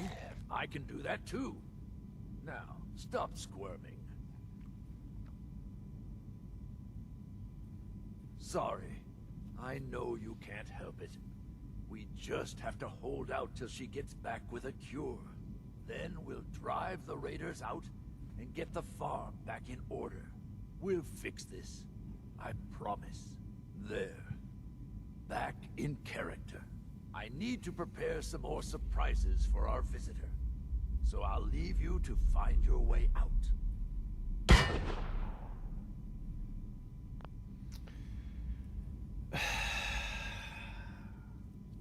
This is another one of the things I find annoying about these Bethesda games is it's kind of shocking just how much they get away with lazy bullshit like what we just saw. It's a scene where Oswald the Magician is clearly supposed to be painting up this ghoul to have clown makeup or whatever. And for this scene, he is standing there. Just standing there. The ghoul is in an idle animation. Just standing there. Every so often he'll crouch down.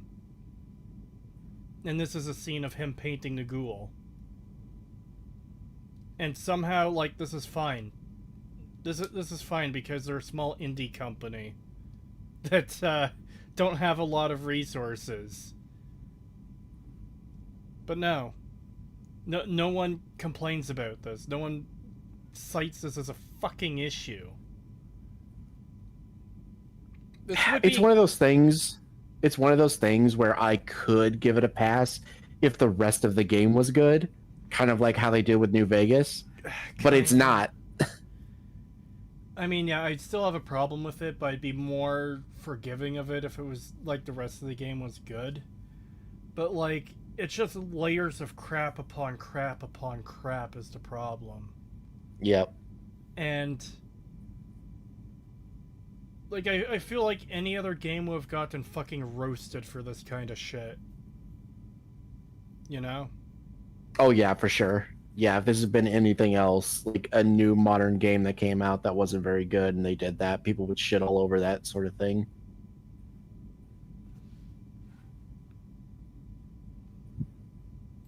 But do you see what I mean as well? Where he said like, the paint scares off the invaders. Yeah. Like, what? I'm sorry. You think paint is gonna scare off freaks that dress like that?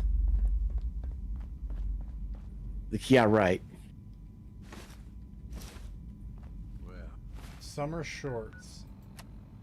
Do they really just have clean fucking clothing? I guess we know where all the radiation's coming from now, huh? Like, it's not even degraded or dirty at all. It's just literally a clean outfit. Yep.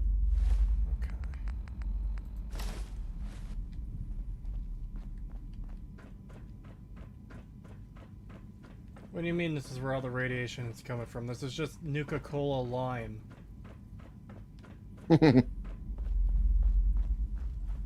Go on, Gage. Drink some. Drink your fill. Oh my god, there's an area of the park you have to clear out. And it's literally the entire gimmick is that it's Nuka-Cola Quantum, like everything. Like there's like a river you have to walk through, and the fucking Mirelurks are all glow, just like they did for fucking Fallout 3. It's not a new thing that they've done. The Fallout 3 did it too. But that is the entire gimmick. You have to go through an entire factory and clear it out for the fucking raiders, and that is the entire gimmick. Yeah, Is just that there's Nuka fucking Quantum everywhere, and you have to fight like a Quantum Deathclaw. And a Quantum Queen, like a Quantum Mirelurk Queen at the end. I touched on it in part 4 of the Fallout 4 analysis, but I think I should go in harder on the whole thing of why is Nuka-Cola the center of the universe? Yeah, it's fucking weird. It's weird that this like fucking soda brand is somehow the most like culturally relevant thing in the world. Yeah, not Robco. Fucking Nuka-Cola for some reason. Well, I wouldn't even cite Robco as a thing because, like, what would you say is the most culturally relevant thing in our world right now?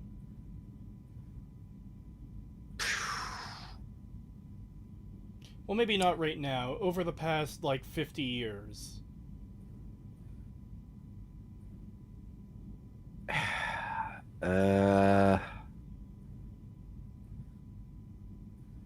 Jeez, I don't know. So in real life, I could be anything. There's a bunch of things. Before Disney ruined it, Star Wars was like one of the biggest IPs around. Someone said it in chat. Pokemon. You could argue that Disney, before they started getting really, really fucking bad with the woke shit, was like massive in terms of like not one property, but just like Disney movies existing for decades upon decades. They've been around for a century now. You know? There's a lot of things that are big parts of our culture that you like that would make sense to be in like a post-apocalypse version of the world. Now obviously they're not going to put actual Star Wars into Fallout, but like where's their rip-off of Flash Gordon? Where's like, you know, Spaceman Land? Where's fucking an equivalent of Disney Princess Land, you know? Yeah, we don't get much other than like Nuka-Cola. Jangles the Moon Nuka-Cola. Monkey. This isn't Fallout. This is Nuka-Cola, the fucking game. Yeah. The post-apocalypse setting is just a fucking excuse for Nuka-Cola. It does feel like that. It's kind of insane how much, like, because it's everywhere. Like on branding and everything. Like when you're looking around on stuff, Nuka-Cola is fucking everywhere compared to everything else. Yeah. Who is Flash Gordon? He is a hero from an old, I don't know when it first came out. Was it like the 40s or 50s that the Flash Gordon serials were out? Or was that even earlier? Hold on, I'm genuinely curious now. I'm going to look this up. And I reference Flash Gordon specifically because, number one, that's one of the inspirations for Star Wars, I believe. But also, that would be in the era that would make sense to have something similar in Fallout. It was big in the 50s. Okay, hold on. Flash Gordon original TV series.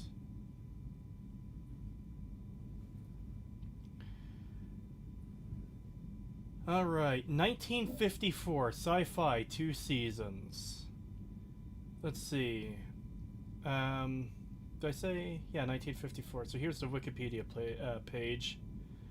Flash Gordon is a science fiction television series based on the King Features characters of the Alex Raymond created comic strip of the same name. The black and white television series was a West German, French, and American international co-production by Intercontinental Television Films and Telediffusion. Plot. Diverging from the storyline of the comics, the series set Flash, Dale Arden, and Dr. Zarkov in the year 3203 as agents of the Galactic Bureau of Investigation. Oh god, they're feds. The team travels the galaxy in their starship, the Sky Flash, battling cosmic villains under the orders of Commander Paul Richards. The series proved popular with American audiences and critical response, though sparse was positive. Flash Gordon has garnered little modern critical attention. What little remains generally dismisses the series, although some critical thought had been devoted to its presentation of Cold War and capitalist themes. And that's from Wikipedia. October 1st, 1954 to July 15th, 1955. Number of episodes, 39. That says there was one season.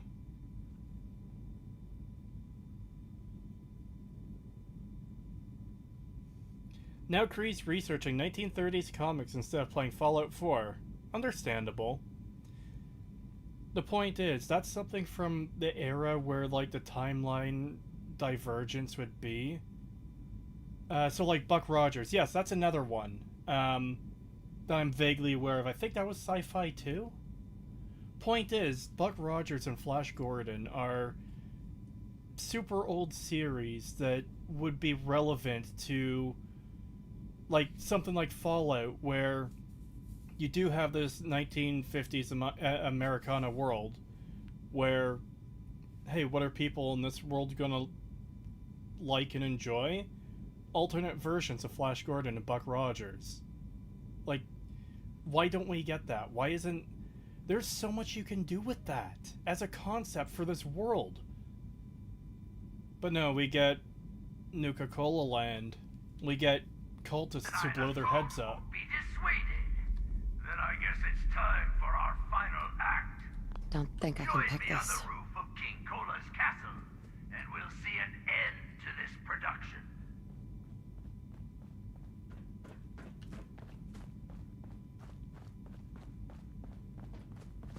Don't they have a Flash Gordon, Captain Cosmo? How much does that actually play a role in this world? How often do you see it? Like, how big is it? Compared to Barely ever. Compared to Nuka-fucking-Cola. Yeah, it's really Like, bad. I'm sorry, if our world went into, like, nuclear apocalypse, people surviving scraps of communities, you know what we would be seeing? We would not be seeing everyone obsessing over fucking Nuka-Cola. We would see what the kind of thing we see, like, in that movie Reign of Fire, where civilization has been destroyed, and people are putting on reenactments of fucking Star Wars to, like, tell stories to their children.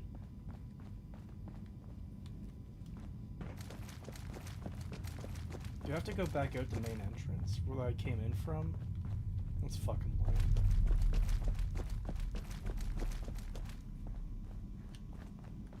So literally, the entire point of coming in here is to kill, like, one singular ghoul, and to see him putting paint on it. What a fucking waste.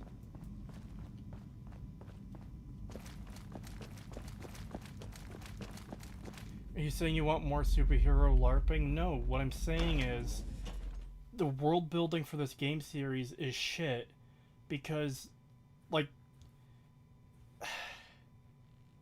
just on, like, a day-to-day thing, characters don't seem to give a shit about their basic survival. But, like, the times we do get characters engaging in culture, it's not, like... Oh my fucking god, this dialogue.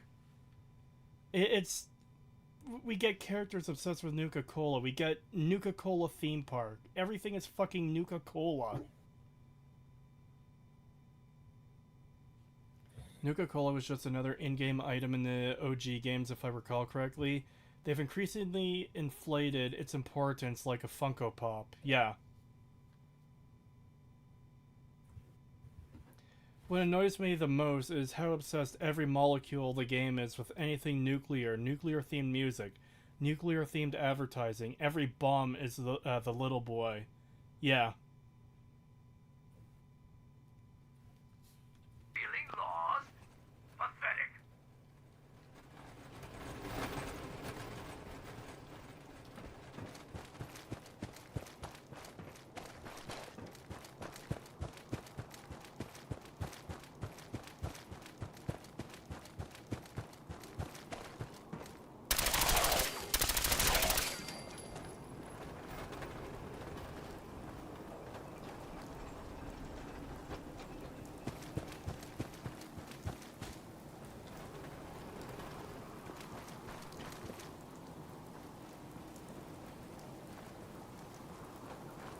Like, we never even get instances of characters within the world trying to entertain each other in any real way either. Like, yeah, you've got people playing music on the radio stations, but, like, there's never people telling stories that are just retold versions of older stories from the olden days before the war.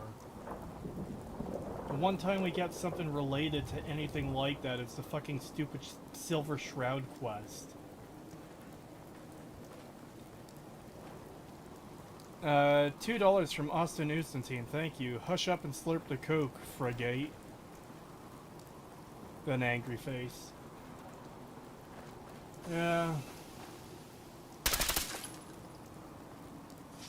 Oh look, I have to go back into the castle again. What is Reign of Fire? So, I barely remember anything about this movie, but it's a movie where, like, we have the modern world, right? And then dragons are awakened from their slumber, and they fuck up the entire Earth. And people have to go underground to survive.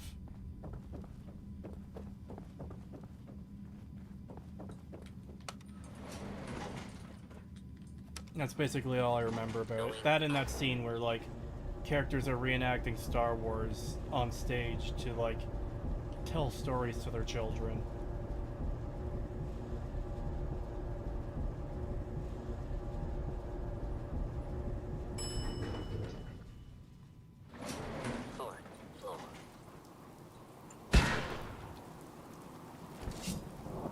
You raiders are all the same. You come into someone's home, steal their belongings, and kill those they care about. I'm not going to let you kill any more of my friends. This is our home, not yours. I'm not gonna let you kill any more of your friends. By the way, I put my friends out there and put them in danger to scare people off. Okay. You realize your friends are feral ghouls, right? They're not feral. They're sick. They can't help what they've become. It's an illness, and it certainly doesn't justify you trying to wipe us out. What do you mean it's an illness? It's an illness that affects the brain. We're going to find a cure, and we are going to drive you out of our home. We've defended this place for over 200 years. Do you think you are the first outsider I've met that's chosen to brand feral ghouls as monsters? How many of them have you needlessly slaughtered while ignorantly thinking you're doing the world a favor? Ghouls like your friends. It's too late for them. The radiation changed them forever. So you're admitting my friends are sick, and yet you try to kill them anyway? I'd say that makes you the only monster around here. It's not a sickness. The radiation has consumed their minds. They've become feral. You're wrong. Rachel is going to find a way to cure them. We're going to fix this. My beloved left this place years ago to find a cure to this disease. In return, I swore that I'd keep our people safe by defending our home. When Rachel walks back through those gates with the cure in hand, then you'll see, everyone will see, that I was right. Is there alternate dialogue if, like, you find her dead? Can you tell him? I don't remember, but I don't believe so, because I think that was something I criticized back in the day. But I don't actually...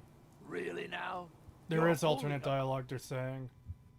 Oh, there is alternate dialogue? I know you could find her. I don't remember there being alternate dialogue. The show.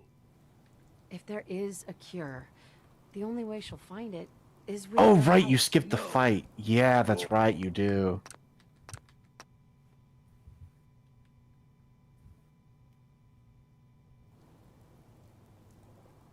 If there is a cure, the only way she'll find it is with your help. No.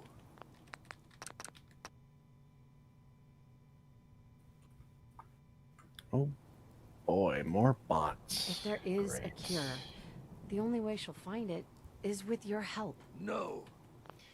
Console your Riz to 100, Kree, please. Okay, what's the fucking You're thing wrong. to do so? Hold on. Oh, I have level... Hold on.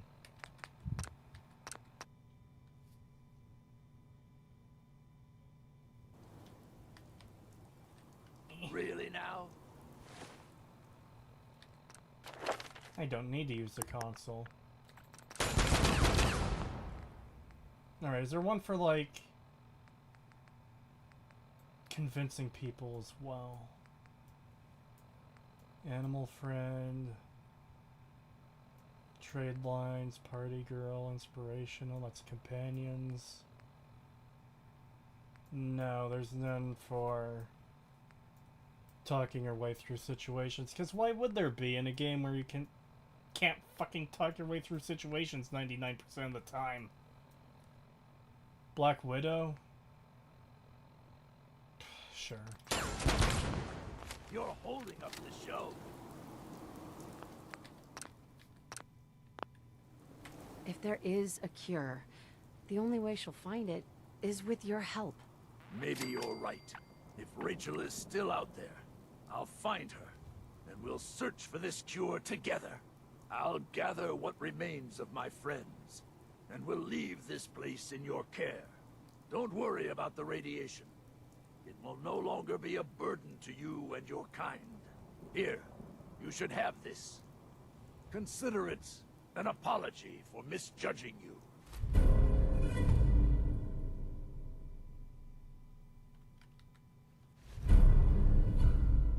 Farewell. That's fucking shit.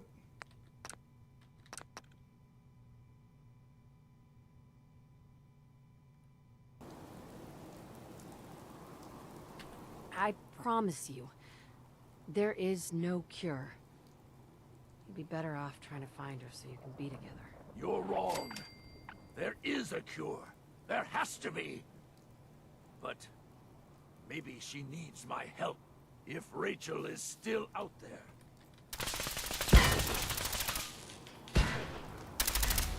Yeah, he does literally just teleport.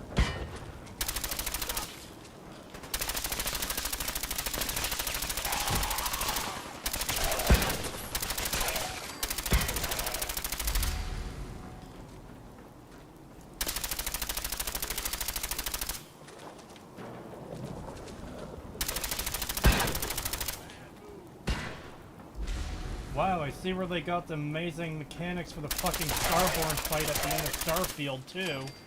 I love shooting a guy multiple times when he should be fucking dead and he teleports away.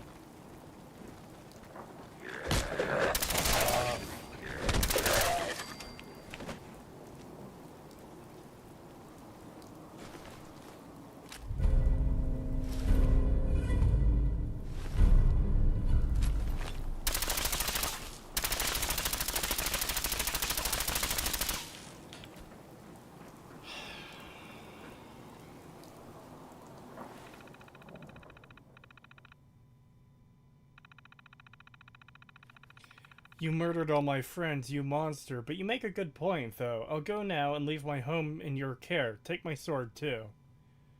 Yeah.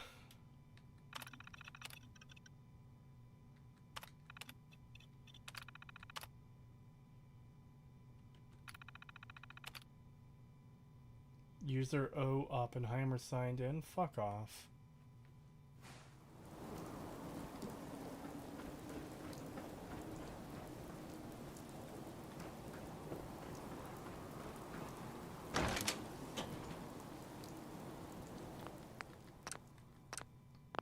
Alright, chat.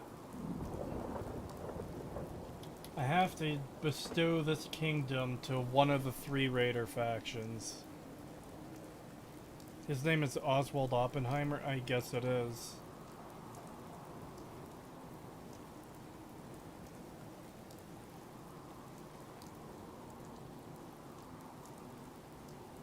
You can tell how defeated Kree is because of how much he's reading the comments. Man, it's desperate for anything else. Yeah. Oppenheimer, how dare you stand where he stood? Give it to animal guys. Why the fuck do you guys want me to side with the furries? Give the furries the kitty park, that could never go wrong. Jesus Christ. Yeah, it's like theme-wise, it is the most fitting for them. And if you are gonna get rid of the edgy lord idiots, then it would make sense to give the kitty theme park to the furries. Fine, I'll give it to the fucking furries. There, are you happy, chat?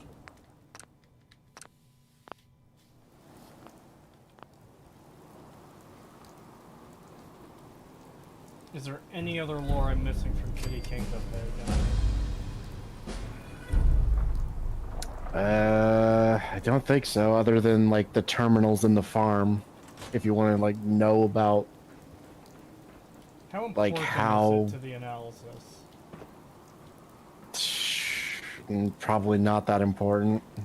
Okay. It's your pretty standard affair, like, oh, there was a storm and we lost someone important and blah blah blah, and oh no, now we're all turning into ghouls and okay, so it's just shit like that. Shit. Yeah. Okay. What time is it? So, Dune Part 1 is back in theaters, and the latest showing is at 9:45, and it is currently 7:40. I don't know if I want to go see it, though. The later the night gets, the less I'm feeling like going. Yeah, you know what, fuck it, I just made the decision. I'm not going today.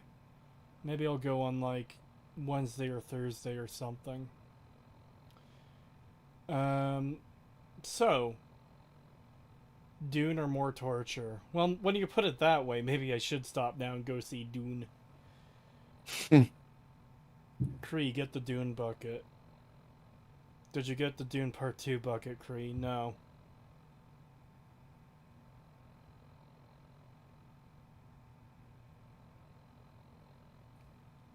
The only thing really important here is how many scripts are known to be broken in Kitty Kingdom, including quest breakers and game stoppers. Jesus fuck. Just wait until you find the Nuka-Cola Quantum X01 power armor. I'm aware of it. Fallout 4 is the mind killer. That it is. Alright. Which kingdom should we do next? Should we do fucking... Hold on. Grand Tour. I'd like to watch an episode of fucking Grand Tour. Alright. The Nuka-World bottling plant. Safari Adventure. Fuck, I guess that one goes to the furries too. Dry Rock Gulch or Galactic Zone.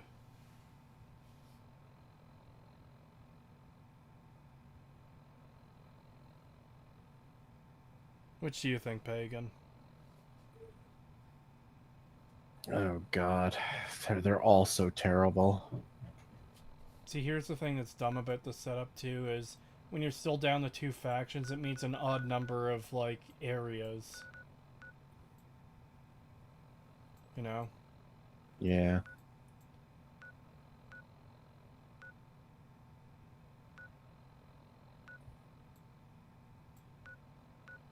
I don't know. I always just kind of went in a row. No, Like just- from wherever I started, I would just go to whichever one was closest and just Alright, keep doing so that. we're going counterclockwise then. World of Refreshment is next.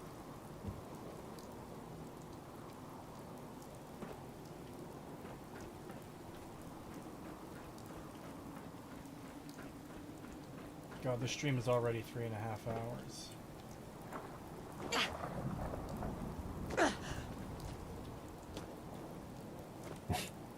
Time for another 3.5 hour more.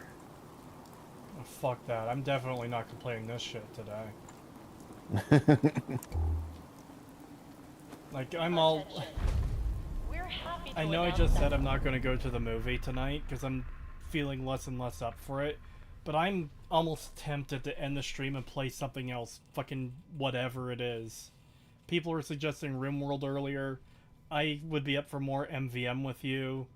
I can play fucking 100 different games now over this. Mad Mulligan's minecart ride has I could do some finally MVM if you reopened want to. with stronger restraints following last year's tragedy.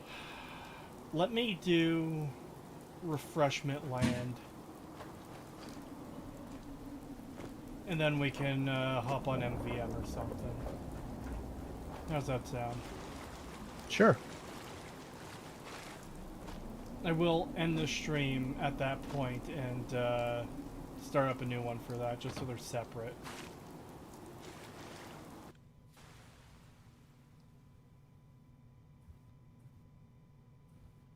Go to the movies, Tree, have a good time. Fuck this fucking garbage. Yeah, I mean, it would be nice to go to the movies and see a good movie. I have seen Dune Part 1 already, but like I didn't. Did I? No, I didn't see it in theaters. And Welcome to the Nuka-Cola World of Refreshment, now featuring a river of Nuka-Cola Quantum.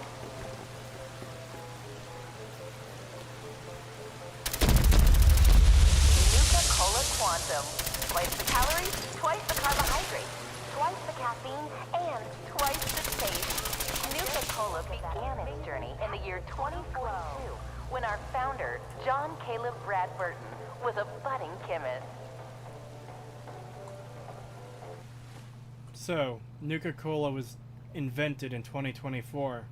So why is there a Nuka-Cola in the opening cutscene when Nate is talking about his grandfather going to World War II and showing the grandmother at home with his father as a child, or not his father, fucking whatever, with a bottle of Nuka-Cola there.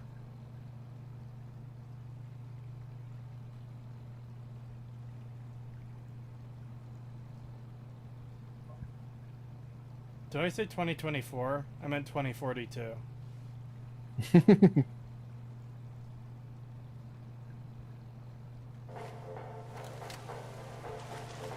dreamt of a delicious soft drink that would provide energy, focus, almost 2 years to perfect the formula. But in 2044, Mr. Bradburton was finally successful, and Nuka-Cola was born.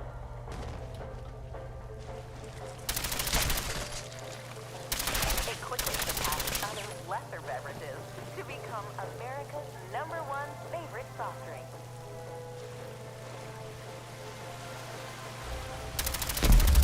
Out west, they enjoy regional favorites, such as the classy Nuka-Cola Quartz and refreshingly patriotic Nuka-Cola Victory.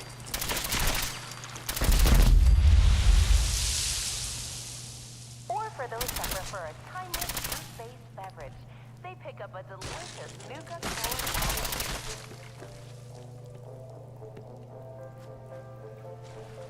Out west, and refreshingly patriotic Nuka-Cola Victory. Oh, hey, Gage.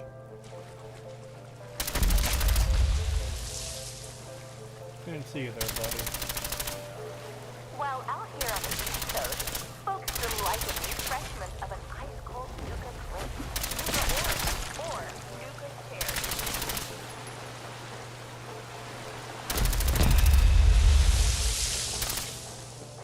It's just... Hey, Mom and Look Dad. what I just happened Are to you fucking ready for a pause in night front out of. Oh on my the god. Yep.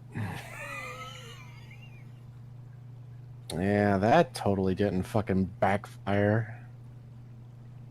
By the way, Kree, you can make your broken gun better by putting perks into the explosive perk. Where's the explosive perk?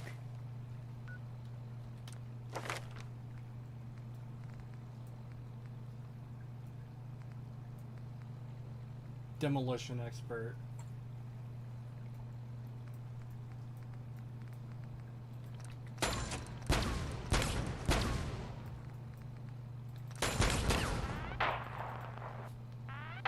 Oh no, I'm not a high enough level for the final stage. Ice cold Nuka-Cola Dark and experience the most thirst-quenching way to unwind.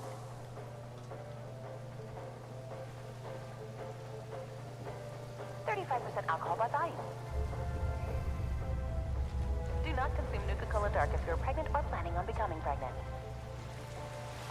Do not operate motor vehicles or heavy machinery for at least 8 hours after drinking. It's already just so fucking... Like... This is what I was starting to say before I realized what I paused in front of. I know it's the whole, like... Haha, soulless corporation, they only care about selling their products, but blah blah blah, but like... How fucking long can the joke go on for? Oh look, we have this product, and that product, and we also have this product, as well as that product. This one contains alcohol. Further, we have even more product. It's just so fucking lame. There's an entire section of fucking combat through all this shit. Why do I care? Why the fuck should I care at all? But this isn't just a ride. It's one Fuck of several off. operational factories actively producing Nuka-Cola. Detected. Possible stealth engine. Oh boy, Assaultrons. Here in the mixing area, we combine just a hint of 17 select fruit flavors to produce that unique Nuka-Cola taste. Here in the bottling chamber, we carefully pour each delicious liquid into our space-aged rocket bottle.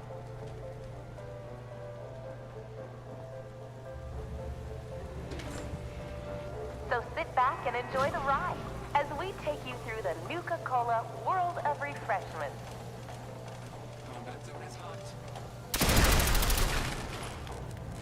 Welcome to the Nuka-Cola World of Refreshment, now featuring a river of Nuka-Cola Quantum. On behalf of all of us at Nuka-World, we hope you have enjoyed the ride and learned more about Nuka-Cola.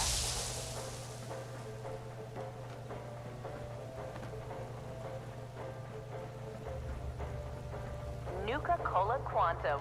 Twice the calories, twice the Keep in mind, I'm carbohydrates. supposed to be putting one of my Raider gangs in here. I should put the Raider gang in here that I want to fucking suffer the most. Blue glow. Because they would have to Hey, Mom constantly and hear Dad, this shit. are you ready for a night out on the town? Then pick up an ice-cold Nuka-Cola Dark and experience the most thirst-quenching way to unwind.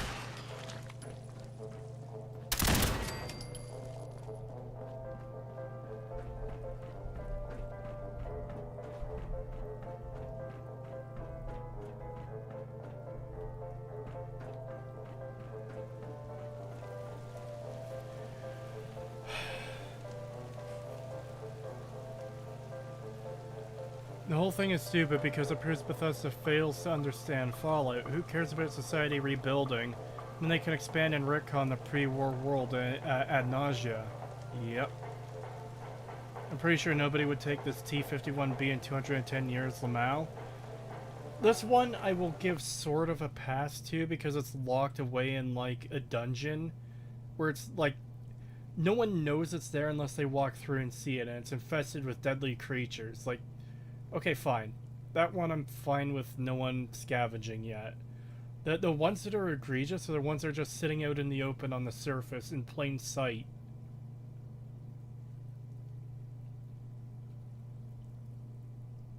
The best part is, this is just Bethesda showing its own mentality inadvertently. Yep. Did you know there's a terminal entry about Nuka-Cola trying to buy out Sunset Sarsaparilla? I wouldn't be surprised. Saltrons. Yeah, I need to get those things off screen as fast as humanly possible because I know chat gets horny for them for some reason.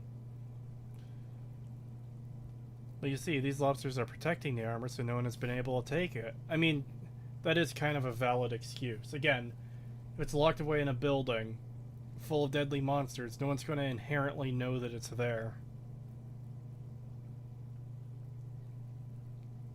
Wow, there's 111 viewers. Wow. I didn't know there was that many people here. Hello, everyone. I hope you're enjoying my suffering. In fact, that's probably why I have so many viewers today. Chat is robosexual confirmed. Some of chat is. You can't stop my horny ass. I can attempt to. They could have made a theme park dedicated to Jangles the Moon Monkey. Maybe. It would have been better than this. Yeah, I love how IRL Disney has heavy armored combat equipment with Donald Duck orange juice logos at Disney World. Yep.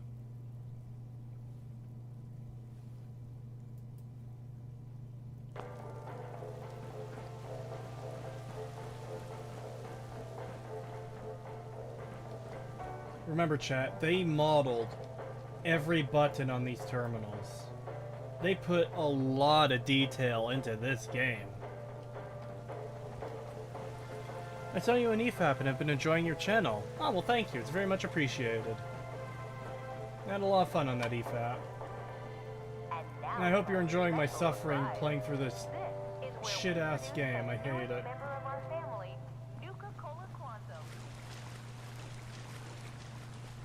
Each bottle is carbonated and then sealed with one of our signature bottle caps.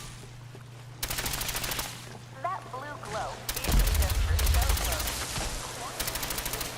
On behalf of all of us at No, this is a dead end, so that was the correct way to go. And we'll sing more about Nuka-Cola. Okay, I actually wasn't sure about that.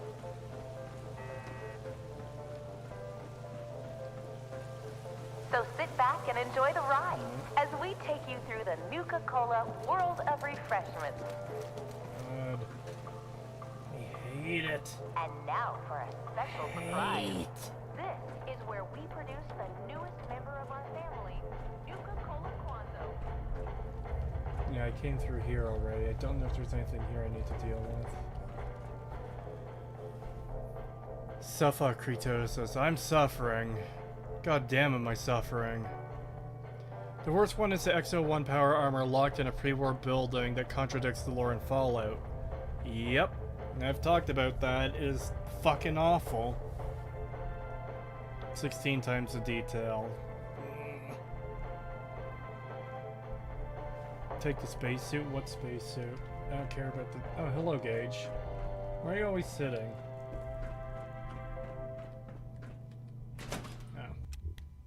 I'm not sure I intended to do that.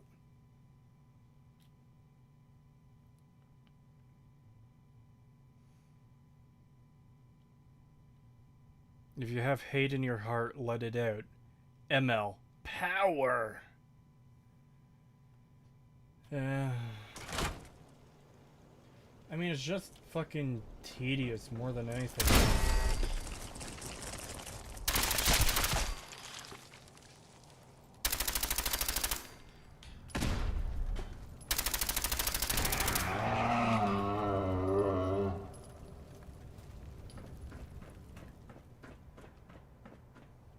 You really need to stop sitting, man.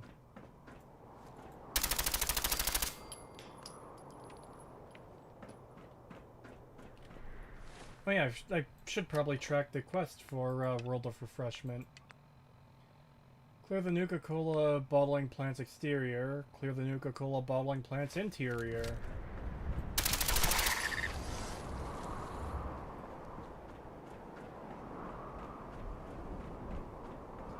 I really love in this game all about choice and character interaction and like the morality of the world and all that sort of thing, that 99.5% of the gameplay is killing things mindlessly. It's a perfect representation of what a Fallout game should be. You know, not talking to people, not solving conflicts, not fucking making decisions, important decisions that will affect people long term. No, it is shoot, and more shoot, and even more shoot. Are you done shooting yet? No, of course not, because there's more things to fucking shoot!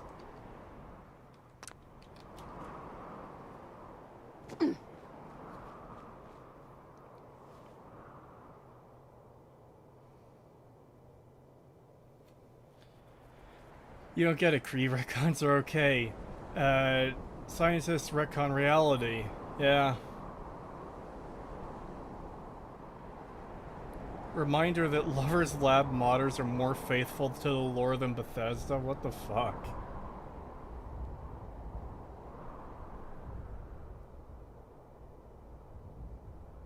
You don't get it, Kretosis. Modern morality is that you are right automatically. The only thing is killing those who oppose you. And that's what it feels like. Especially in this fucking game.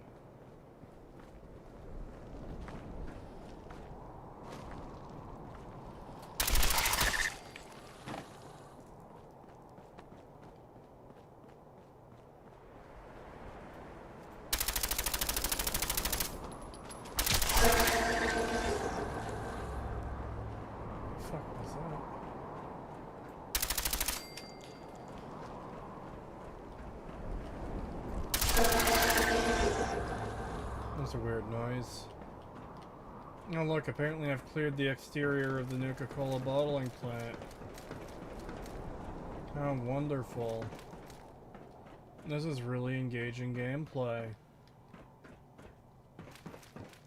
They've captured the true essence of Fallout in I shoot things, and then I shoot more things. Because that's all Fallout really is, honestly, it's just shooting. In fact, they'd be better off making a game with no NPCs to talk to, and they just give you an endless supply of things to shoot and an endless supply of bullets to shoot at them.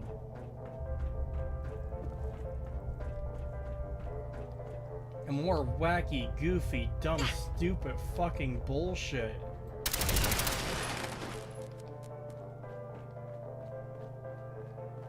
Oh, I'm done. I'm done with this fucking shithole of an area. I get to plant a flag now.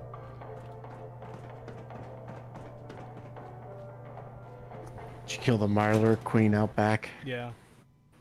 Okay.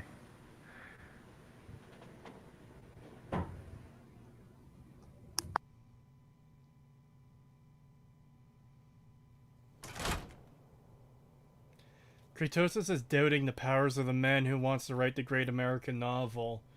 Yeah, apparently the great American novel, fucking 90 chapters of which are just pure shooting, and one chapter is actual story. And that's one chapter of story is dog shit.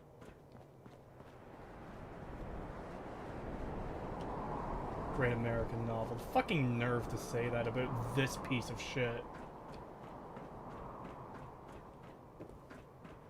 Like, how much can you fucking suck yourself off over, like, some of the worst fucking writing imaginable? And people praise this shit. People...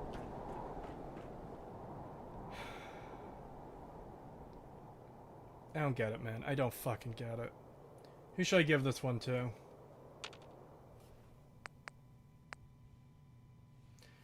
So we've decided, fuck the disciples, right?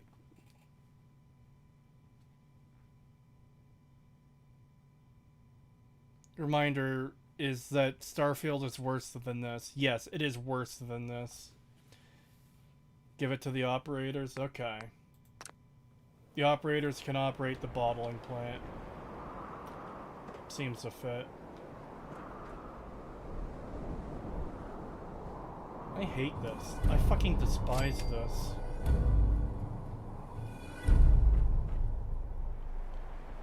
I will be cutting off the stream here, moving over to TF2. Actually, you know what? I should schedule the TF2 stream now. And,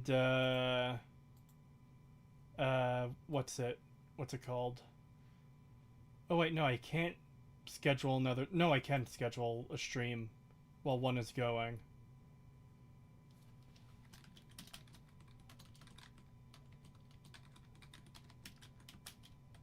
I'm gonna raid from this stream into the next one.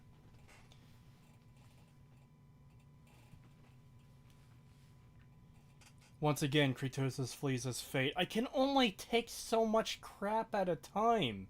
You guys have gotten nearly 4 hours of me suffering. Like, come on, how much am I supposed to suffer at once?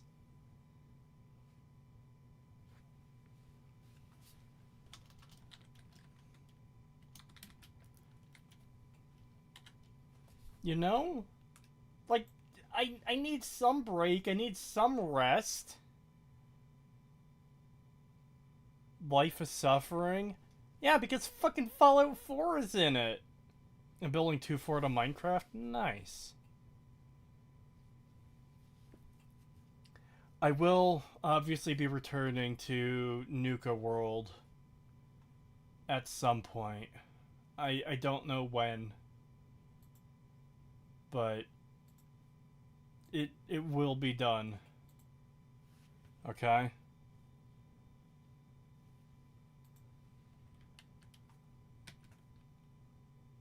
I'm just setting up this next stream.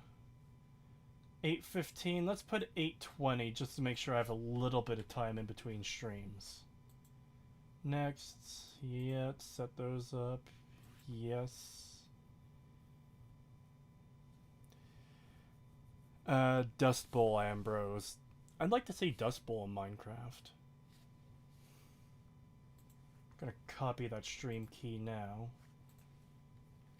so I don't lose it. And, fuck. I haven't rated one of my own streams before.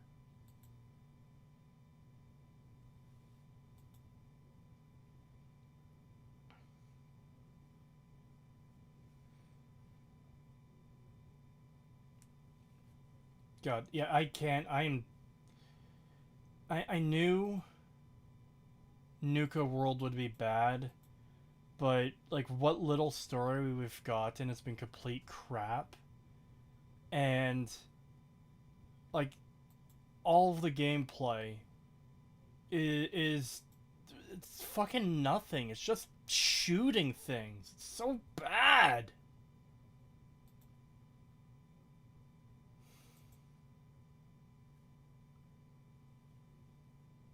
I am stalling for time as I set up the raid for my TF2 stream. You ready, Pagan?